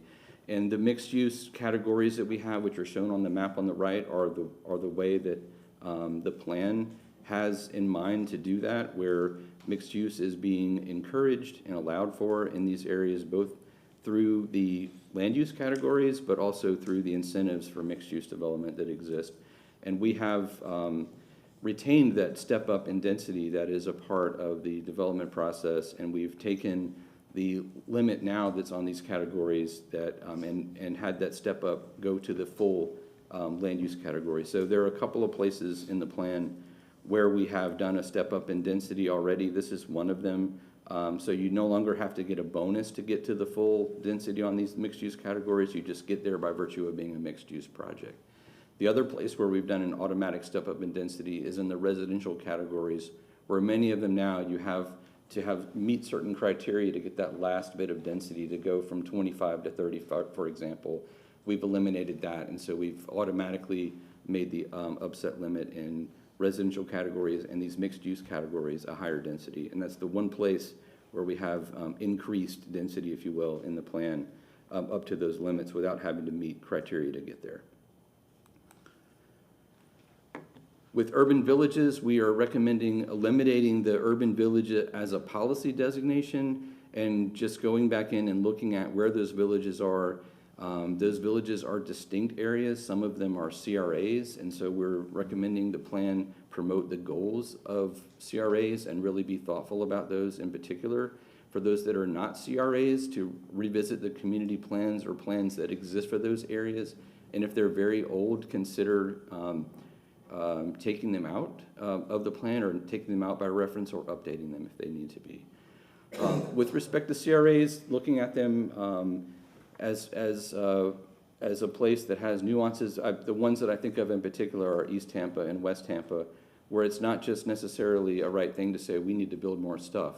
We need to build things thoughtfully so as to lead towards the stabilization of those places versus just the redevelopment of those places. And so that last bullet there is thoughts on how to thoughtfully go about doing that in those areas of infill development, for focusing on rehabilitation of housing as an important ingredient to that, incentives for new and affordable housing, new business development, which I was talking about earlier this morning, and how important that is for people to build wealth and to have better jobs in those neighborhoods, and developing underutilized sites, and there's some of that exists. And really focusing on the adaptive reuse of existing buildings. There's so many areas, West Tampa is one that I still think of that hasn't fully taken advantage of all the adaptive reuse prospects that exist in the neighborhood. So just being more thoughtful in our policy approach to these areas of redevelopment and infill development and having the comp plan set the tone for that as it gets implemented through the land development code and other processes. So our recommended actions here are listed out. This is really just going back through what I have shared this morning. But again, our request is that we hear that you all have some consensus about these in concept. It's going to be impossible for us to go out and do the next phase of work, which is that detailing of these policies, without feeling like we have some support from you all to move forward. And I think having gone through this with the public and stakeholders, and even this latest wave of conversation that we've had, which was very fruitful again. We felt like there was good support across different sectors and groups coming around this information. So I'll leave it at that. I can talk more, answer questions on the fly, but I do want to focus on these policies and to talk about housing and housing policy as a function of the comp plan now, so we can tackle that item and then we can go do our work. Thank you very much. Yes. That was a very good presentation, because you touched on so much of what the public has been asking for, and I know folks have, from the public and different organizations, have seen what was being presented today, and I know that they were overall very supportive and hoping that we would move forward with these and looking at these recommended actions. One thing that I didn't see that I would like to add, if I'm able to, or if we can discuss it, regarding the parking minimum specifically in downtown, and I brought this up years ago, and although we've made adjustments over the last years, but perhaps eliminating the parking minimum requirements in the central business district, because we're in a unique situation here. We have the streetcar, we have the Marion Transit Center with the bus. We're talking about expanding the streetcar to go further north, at least towards Tampa Heights.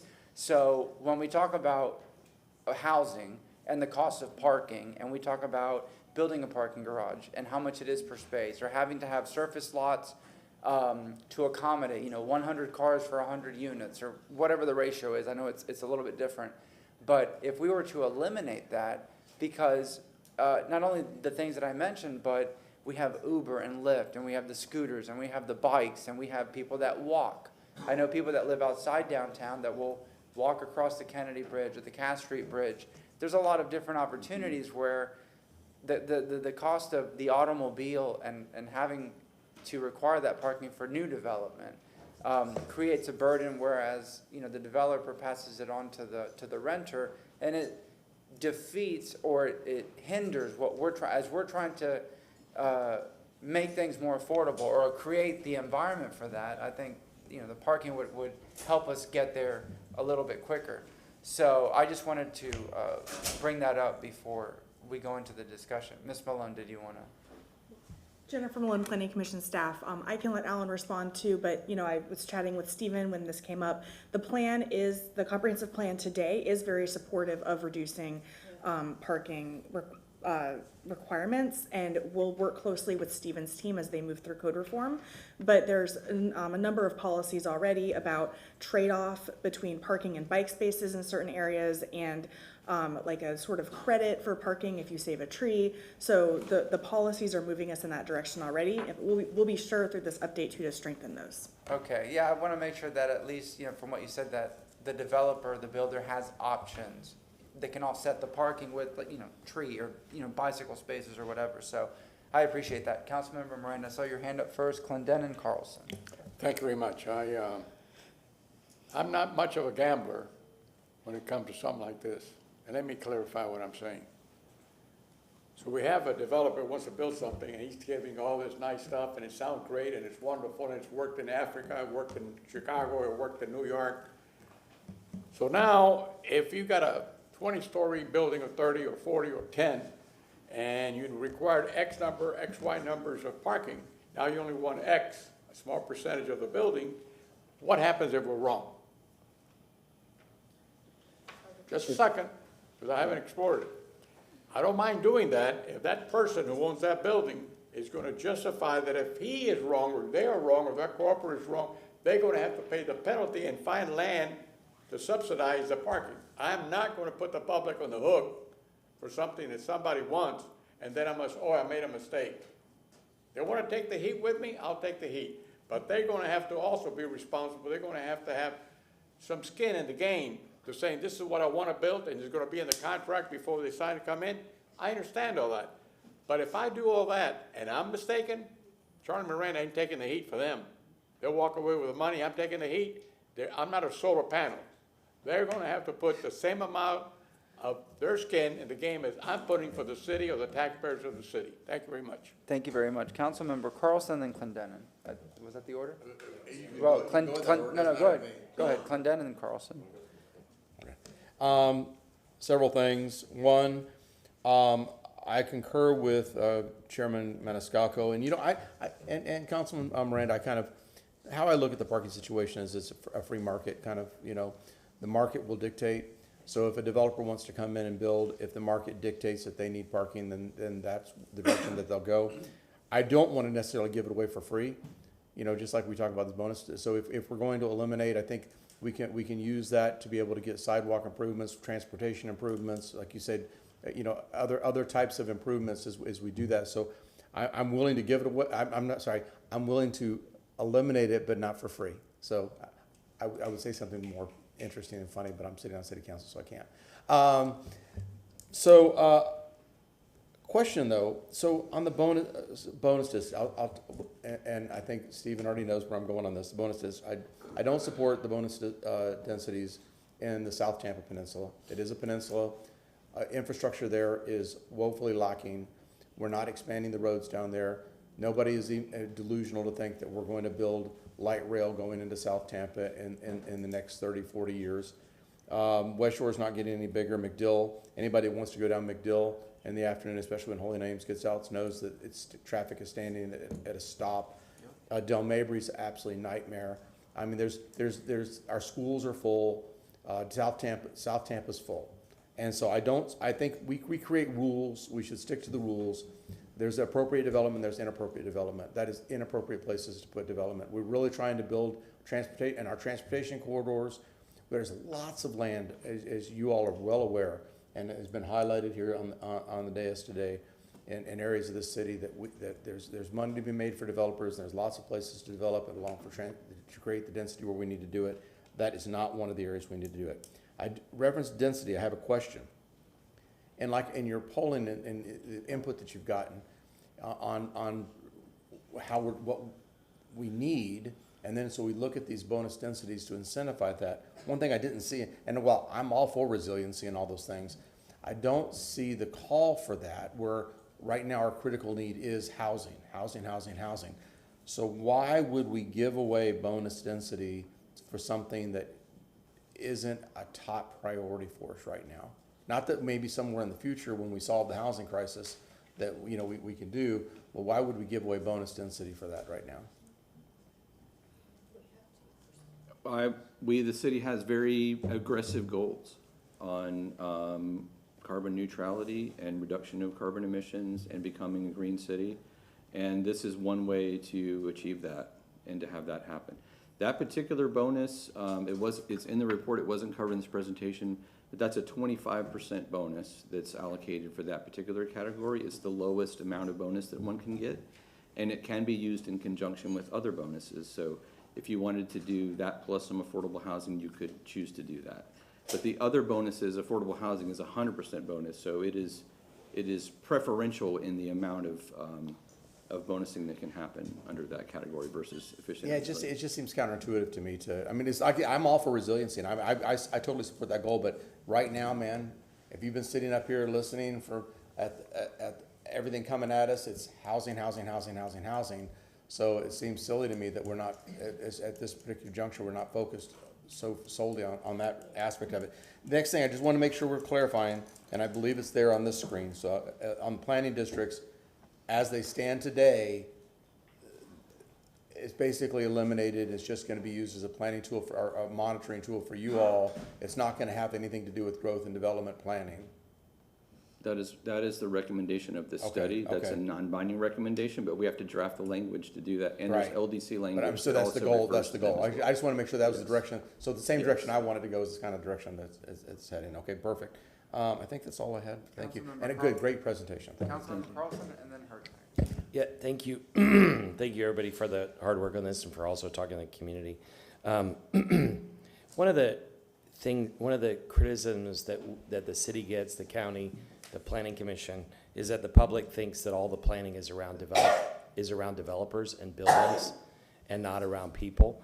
And I've been saying this for a while now, but I think we need to design the comprehensive plan and the rules of the city around people, not buildings.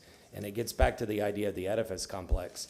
If we're only measuring success based on the number of buildings, then And especially if we're measuring economic success based on the number of buildings, we're going to fail. With all the multi-billions of dollars of investment in buildings in the last few years, we've seen no significant impact on the average citizen of our community economically. And what we need to be doing is focused on how people interact with their communities, how they interact with their neighborhoods.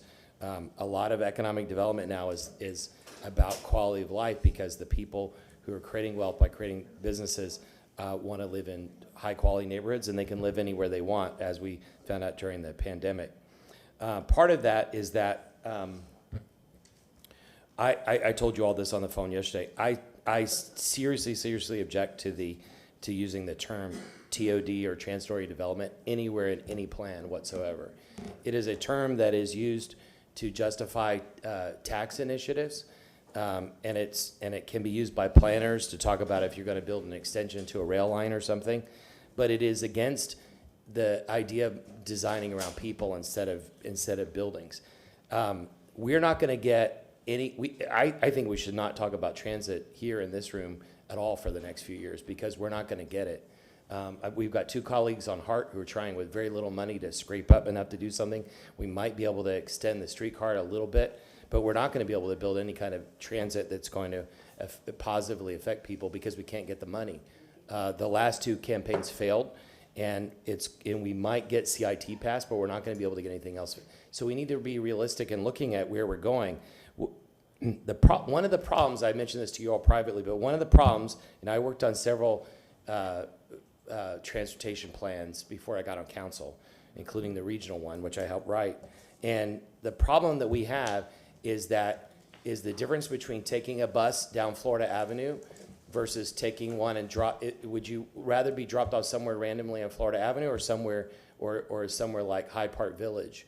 And what we need to do is design the neighborhood commercial districts, and I also object to them being called transportation nodes, because you can have a transportation node next to a neighborhood commercial district. But again, we need to design around people. We need places for commerce. We need chance for people to buy things.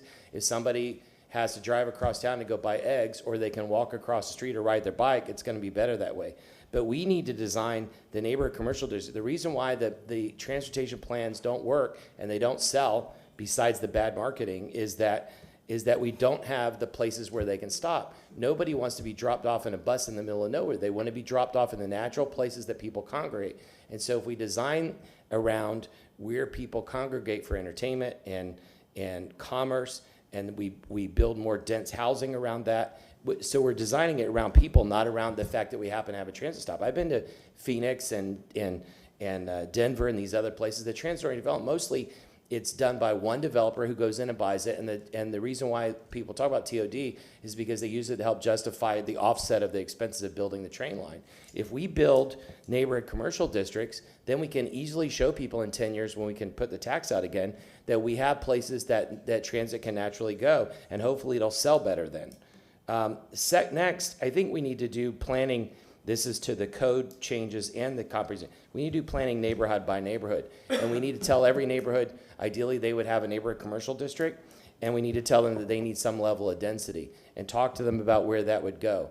Maybe some will object completely, but if we push, hopefully everybody will accept some density, a little bit on the periphery at least, along the corridors. But what happens with these maps is we're doing mega maps that go across big areas without thinking about how people actually interact with the space. And there are nuances on the ground level that we need to pick up neighborhood by neighborhood. The transit bonus, which is tied to the concept of TOD, I think we need to get rid of that completely. We could call it a neighborhood commercial district bonus. Let's connect where people are congregating. But let's not do a transit bonus, because we don't have any transit right now. We have very few buses. We have a small streetcar. It doesn't make sense to be thinking like we're going to get this other system anytime soon. The bonuses, I don't object to the bonuses, except as my colleague says, South Tampa, it's a coastal high hazard area. We can't build anymore. Ideally, there are places in South Tampa we could build heavy density, but we can't get people in and out. If we have a train system someday going on that CSX line, then maybe we can push for more density. But in the meantime, people can't get in and out. During hurricanes, it's disaster, and it floods everywhere. Also around the major corridors, another item later in the agenda on the day in areas like Channel District, which is adjacent to CBD, parts of Dale Mabry and parts of West Shore, we need to not have bonuses at all. We need to just allow up to the FAA limit by right. If we're trying to get to a certain number of units and we're trying to build them fast and work on the supply, we've got to allow rapid development as quickly as possible. Right now, the market's slowing. Capital is starting to slow. The developers are telling me it's harder and harder to get money. If we take those caps off now, we can tell people go in now and start building while the capital is still available. But if we put the bonus density, what they're telling me is it takes another 6 months to a year to jump through all the hurdles, and some of them say it's not worth the tens or hundreds of thousands of dollars extra to jump through the hoop. Put it everywhere else, but in those areas, we need to allow fast density as quickly as possible. Parking, 10 years ago, I listened to the people who talked about autonomous vehicles, and we even at that time were talking about converting parking lots to condos, and that didn't happen.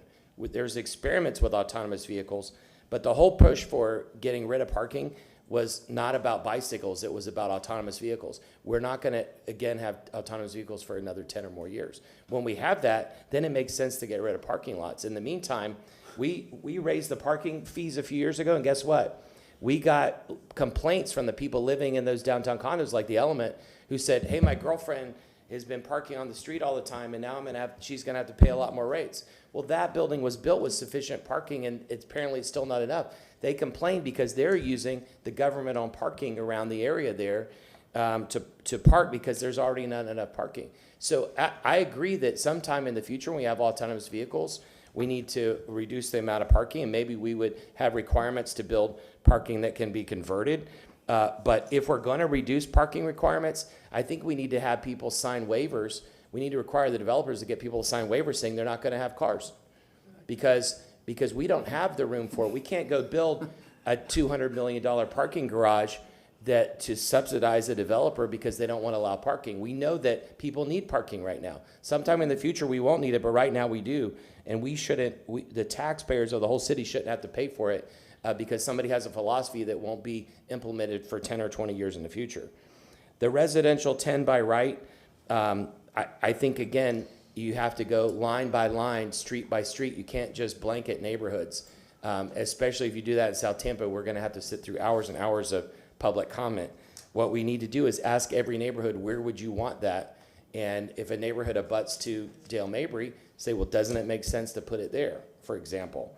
But we need to be nuanced in how we look at it. On the planning districts, I just had a conversation with Susan Johnson-Velez or somebody a couple days ago. We were talking about the Central Planning District. We can say philosophically we want to move off it and make it a measurement thing, but I would recommend that we change the name of it or something so that it is only a measurement tool, because if it ends up that people think that it is one big blanket planning district, if people still think the old way, then we're going to end up with fights again, because Hyde Park, which is a historic neighborhood, is completely different than the rest of the central planning. It didn't make sense for it ever to be included in there. And I would call it something else altogether so that people aren't confused. That way you could still use the same data and compare going backwards, but let's not have any confusion that we're talking about the same thing. And the last thing is that the whole engine of our economy is business, and everything drives based on business. And if you look at St. Pete and Pinellas County right now, they have a terrible shortage of Class A office space and industrial land. And the advantage Hillsborough has over Pinellas is that we do have land. We're converting more and more of our industrial space to housing, and we desperately need housing, but we're going to wake up one day and say, what happened to our industrial land? There's no place else to put jobs. So we need to consider that as well. Thank you. Councilwoman Hurtak. Thank you. Ma'am? I'm going to start with parking. I was talking to a developer who gave me a completely new aspect of how to look at parking. And they just told me, banks aren't going to fund something that doesn't have adequate parking. So if it's only saying that they need one parking spot for every 2 apartments, the bank has to agree to that. And they're the ones that really figure out where the parking's going. People came downtown and parked on streets because it was cheap. I know, I did. When I came downtown, I would just park, and then we would park north of Kennedy and then just walk because we're cheap. We're cheap people. Frugal. And Frugal is the word. no, I'll own the word cheap. Attainable and I'm not cheap. I am. And I'm a teacher by trade, and you learn how to maximize every penny you have. And if you have to walk 2 blocks, then that's fine. It saves you $5 that you can spend on kids' snacks. And that's the way I always look at things. So now it's not cheap to come downtown. Now you have to pay something. And so it makes people think about, well, okay, I really do want to come down here. And, but do I need to do it in a car? Can I hop on my bike? Can I walk? And so I think that we need to stop thinking about, having to park for 2 cars for every building, and honestly see that to the developers and their banks. I think that you're not gonna park this city, they're not gonna build developments with no parking because they're not gonna get funding for it. So I just think we need to really consider that. Because no one's building anything right now with cash they have in their pocket. They're borrowing it. So I think we need to consider that as we're looking forward. So I'm looking for more parking maximums, if anything. As far as the planning districts go, I think it's a great idea to just change the name of them to like data districts or like however you want to look at it. We talked yesterday, or maybe it was the day before, I don't even remember, about the coastal high hazard area and building in the coastal high hazard area. And what we discussed was the fact that coastal high hazard areas do not change very frequently enough for what we're experiencing in this city. And to be able to possibly look at evacuation zones instead, and I think that's probably a better measure, to look at evacuation zones, say A and B, when we're looking at density, and that's more fluid. And I think it's something that the citizens can understand a bit better, development can understand. It's something coastal high hazard area is great for the rest of the country, but we are constantly changing, and that flood zone, and it's not just that South Tampa's full. I appreciate that tagline. It's more of in an evacuation crisis, we cannot get out. And I think that's why we look at the flood maps instead of these coastal high hazard areas. So I would recommend that. I do want to emphasize that the R10, from my understanding, and you can correct me if I'm wrong, is that this is not something, we're not providing something that's not already allowed by code. This is simply clarifying that you can build attached homes. That's already allowed in R10. Am I correct in that, Mr. Benson? The plan, and I'm happy to pull it for you once we get to item number 5, missing middle. But the plan says limited. Yeah. In the R10 right now. Mm-hmm. But what is limited? What does that mean? Is it limited in the number of locations? Is it limited in the amount? Planning Commission staff has a long-standing interpretation. But the fact of the matter is your zoning right now doesn't even allow for attached units in any of the zoning districts that are compatible with R10. So this isn't going to open up a floodgate right away. What this is intended to do is to clarify where attached units are allowed without increasing density.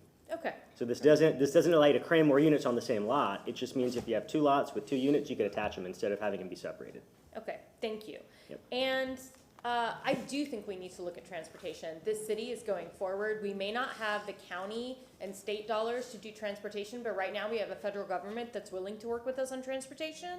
And a lot of the transportation things we can do don't necessarily require mass transit. But the reality is mass transit's not going to come until we get to a point where it's painful for people. And they say that, they make it really clear in any other city that's gotten transportation, unless it's too expensive to park, unless it takes 45 minutes to get from Fowler to downtown during rush hour, you're not going to see that push. And because the reality is transit isn't more convenient. It's never going to be more convenient, and so you have to get people to push one way or the other. So we do have to start planning for transportation. And we're already doing that with some of the bike and ped infrastructure we're putting in. So I think we absolutely need to keep it on the forefront. And then the only thing I want to add to this, and I know this is probably more of a Stephen issue with a land development code, but I really want to look at the idea of when we're looking at parking and for me, it's green space. When we're looking at reducing green spaces and reducing parking, where is that going? So money should be going in parking situation toward sidewalks, toward improved roads. Actually, no, sidewalks, period.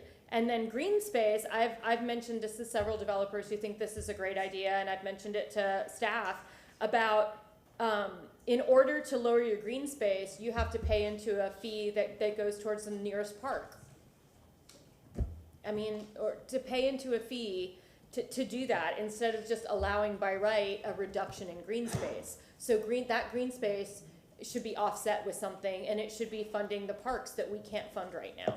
And I know that's not necessarily a future land use thing, but I want folks to keep it in mind when they're doing that planning to help incentivize that going forward. As we become a more urban environment, that green space won't be accessible really to do on some of these major arterial roads, but that doesn't mean we can't incentivize taking those green space requirements and pushing them more into the neighborhoods, into the parks, into the green space that people are going to be using. People who live in apartments on those main streets are walking their dogs to a park, are walking themselves or their children.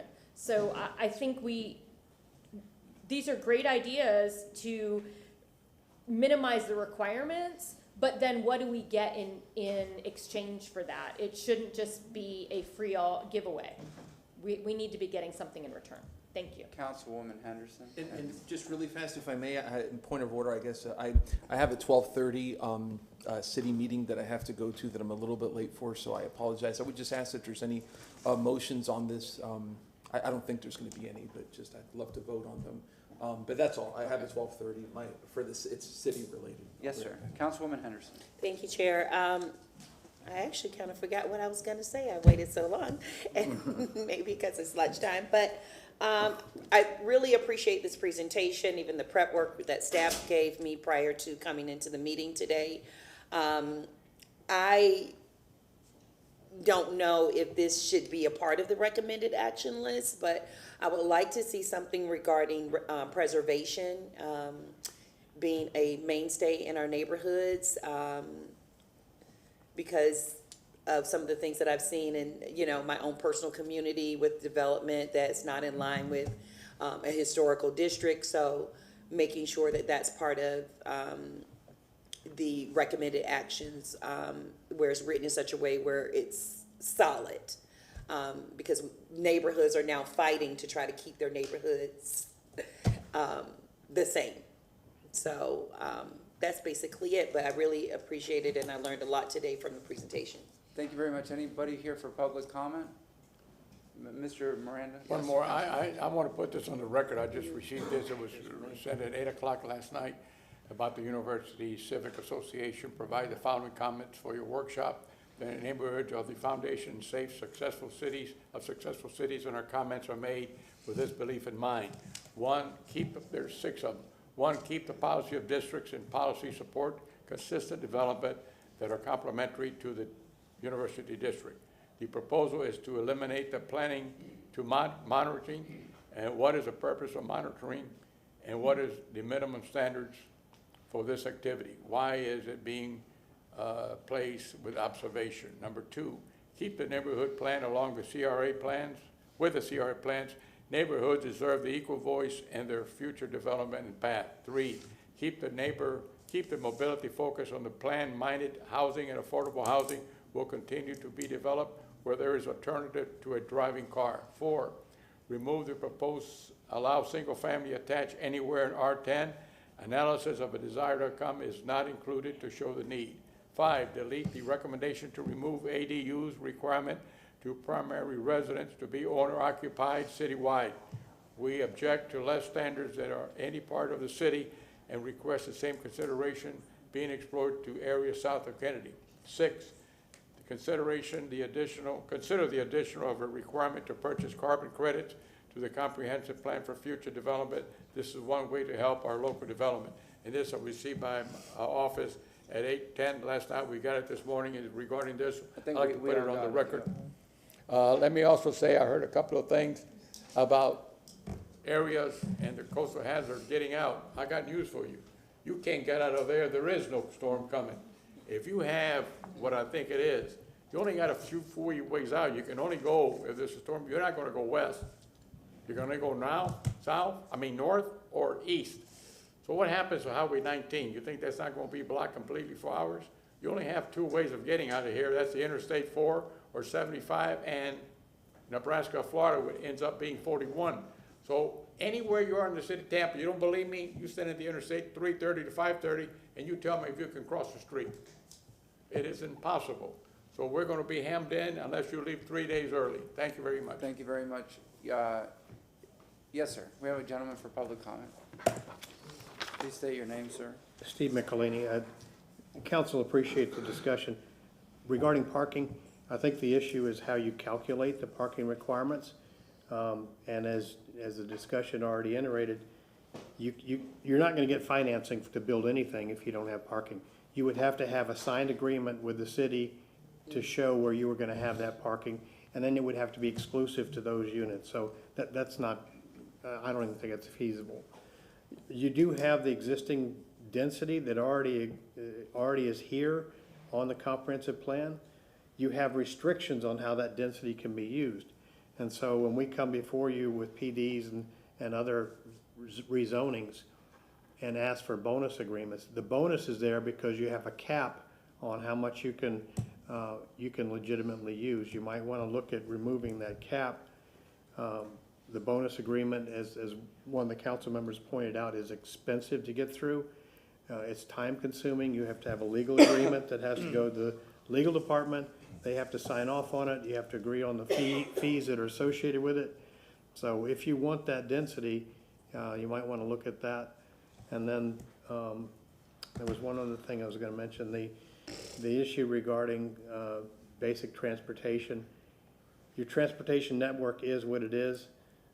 It is in many cases at capacity, but the infill projects are dependent upon whatever you have capacity for, and so you build to that. And anyway, I think that those were the general comments that probably you should look at. But in terms of changing the land use designations, you have inherent densities that are already provided in the comp plan. You just should be looking at how they're applied and how you can utilize them for development. Thank you. Thank you very much. Yes, ma'am, Ms. Bailey. Hi, I'm Mary Lou Bailey. Thank you for allowing me to comment. This is a big topic, as you guys know, so I'm going to try to focus here. First, no more density through bonus or anything in areas that are already severely constrained, and the Hyde Park Historic District is clearly severely constrained, includes safety issues with roads, pedestrians, flooding, parking, our schools, all of that. So please keep that in mind. I know several of you commented on that. There really shouldn't be any free giveaways. Several of you said that. I want to reinforce that. Developers need to pay more for infrastructure and green space, period, exclamation mark. What's happening is there's development going on in new areas that is diluting the ability for our tax dollars to pay to keep up with what we've already had. So I can't get money to do parks or streets or potholes or anything in Hyde Park. Even if that huge tax increase had passed, we weren't going to get any of it, none of it. So we can't keep doing that. The people that have been here a long time can't keep subsidizing developers' pockets. And I'm a capitalist, and I just said that, okay? So, all right, 3, parking issues are very scary. I'm a little concerned that we're going too far by saying that we can defer to the developers and the banks. They don't know neighborhoods. They don't know neighborhoods. And once something is approved, there is clearly not enough money to do enforcement. We've seen that over and over and over. And there are certain businesses and certain residents that will manipulate whatever you got them to the pain and suffering of the rest of us. So just be careful about being so confident of the free economy. Again, I'm a capitalist and I'm saying these things.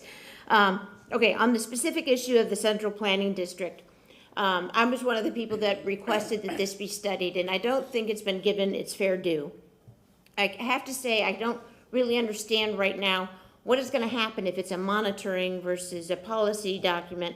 And there was an inconsistency in the presentation. At one point it said it was specific to the Central Planning District boundaries, and then in the summary slide it said all planning districts to become a monitoring tool. So I'm not sure which it is. But what I'm here to say is that the needs currently and in the future of Hyde Park are very different than Channelside and downtown. Okay, so anything that allocates money or density or anything, it's just really not fair. It's bad governance to lump us all together in this huge area. So I think that topic hasn't gotten enough process, and I'd be happy to lend more of my volunteer time and business expertise to help with that. If you guys want that, I can organize other people too, but I just don't think that's been given enough consideration for the current or future. Okay, that's it. Thank you. Thank you very much. Yes, ma'am, Ms. Pointer? And we don't have anybody registered, so you'll be the final public speaker. Okay, good afternoon. First of all, I want to remind everybody, mobility has shut south of Gandy down. We don't need a hurricane. Mobility has done that all by themselves on periodic occasions. They've shut down enough exits from South Tampa that we've had backups all the way from Gandy to McDill because they've shut down roads. So don't think that we need a hurricane to get there. I am still going to harp on this 5 planning district thing because I can't understand. It's beyond my comprehension. I know these folks have worked hard, and I'm still going to bang on this drum. What Mary Lou needs in Hyde Park is not what SOG needs. Guess what? It's also not what Seminole Heights needs. It's not what Tampa Heights needs. And you know what? All these other parts of town have these neat little codes for their own area. Ybor has its own code. And so we have all these other little codes. And it's unfathomable to me how we can all be treated the same as in those 5 areas. I don't get it. And I'm not going to get it, I guess. But parking minimums. I would like to point out in the climate action report that was, that Mr. Reamer presented. I don't even know if did he come here and present it? I don't recall. Anyway, but I read it. Page 89. They state that there's a 100-unit apartment building.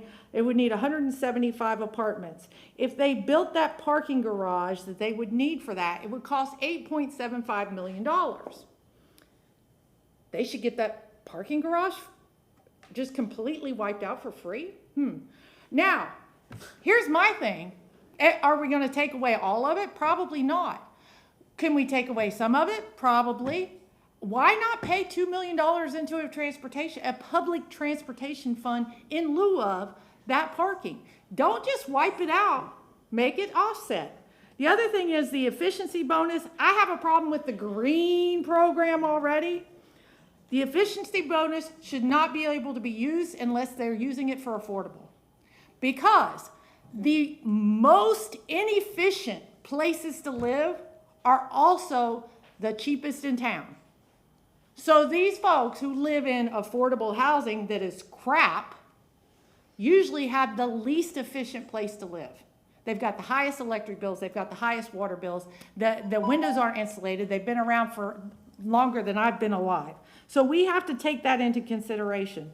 I like slide number 12 said fewer comp plan amendments. You know what? These people right here, they're the experts. The comp plan merry-go-round should stop because these people have said what should be where. And they're the experts. They are the smartest people in the room. And we should not be doing comp plans every time somebody gets a fart crossways that doesn't live here. Thank you. Thank you very much. I'm sorry. Councilman Clinton, you want to speak? Can you just clarify because we had 2 speakers and then of course I brought it up as well on some of the planning districts just because I think I'm good with where you're at, but I just want to make sure we understand that the planning districts as we know them today are gone. If you rewrite this the way you want to rewrite it and they're gone, you're just going to use it as a monitoring tool, but how we use it now for identifying development and all the things we use them for now will no longer apply, correct? we will need to come and bring you all of the different policy tools that are tied to planning district and propose an alternate tool. So that is still to come, but what we're saying is, our desire is to no longer use arbitrary lines to make those policy decisions. So, in other words, the concern that you just heard in public comment, and Mike, concern you've heard from me on multiple phone calls. We agree that moving the central Tampa district would have made us treat Hyde Park and South Allegheny the same. Yeah. You're just moving the line. So that's why we would like to just get away from that, and we can focus on those areas that need it without using an arbitrary line to do so. Thank you. I just want to make sure everybody understood that. Thank you very much. Mr. Benson, what do you need from us at this time? I think, in the interest of time, it might be best for items 3 through 7, we would be seeking under item 3 to ask for council to move to accept the recommendations with the feedback from council and also from the public, and then allow us to proceed with the update. May I have a motion? Second. Wait, yes, sir? I think we've given so much feedback, it needs to be changed, and I don't understand what the rush is. Why can't we bring this back and review the changes before you vote? He did say with the changes. Yeah, but I don't want, what you said is that we would approve it with the changes, but the changes haven't been made. No, we're just giving them the green light to move forward. They're gonna edit it, and then we do a formal vote, correct? We will be bringing this Yeah, back. to make sure the reflecting motion that. is clear. Yeah. That we're not approving any one of Because these elements. people have, I said this to staff yesterday, we've been told that we approve certain things that we didn't approve, and, or things were labeled the wrong way and we approved them accidentally. And I want to make sure all we're doing we're not approving it with changes. Can we make the motion just that they're bringing an edited edition back for approval? Yeah, just clarify that, and that's. Sure, we are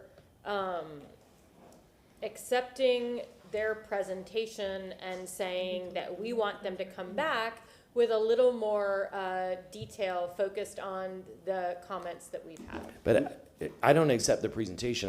If we want to receive and file it. Yeah, fine. Yeah. We'll receive and file the presentation and ask them to come back. Do we have a date?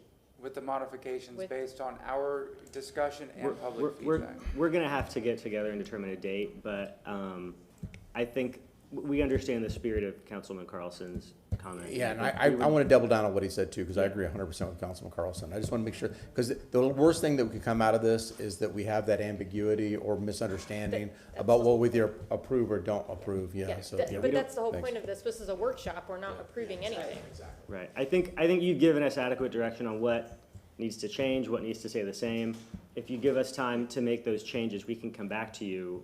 That's fine. Yeah, Jennifer Mullen, Planning Commission staff, this is still gonna move its way through the plan amendment process to update the plan. So that's when you'd be able to approve something, and so you'll see it again for approval once we get together and make those changes based on your feedback. A lot of the questions you have relate to the next step, which is actually figuring out what we transition to from planning districts. So we just needed this buy-in to tell us where we were too hot and too cold. So we will be coming back with a summary of what has changed. Yes, yep. Motion from Councilwoman Hurtak. Do we have a second? Second from Councilwoman Henderson. Any discussion? Yeah, no discussion really. Without approving this, you're gonna have chaos. Approving this later on, you're gonna have just a little less chaos. Because people still gonna come. Yeah. All in favor? Aye. Aye. Any opposed? We are in recess until 2 or 2:15? 2:50.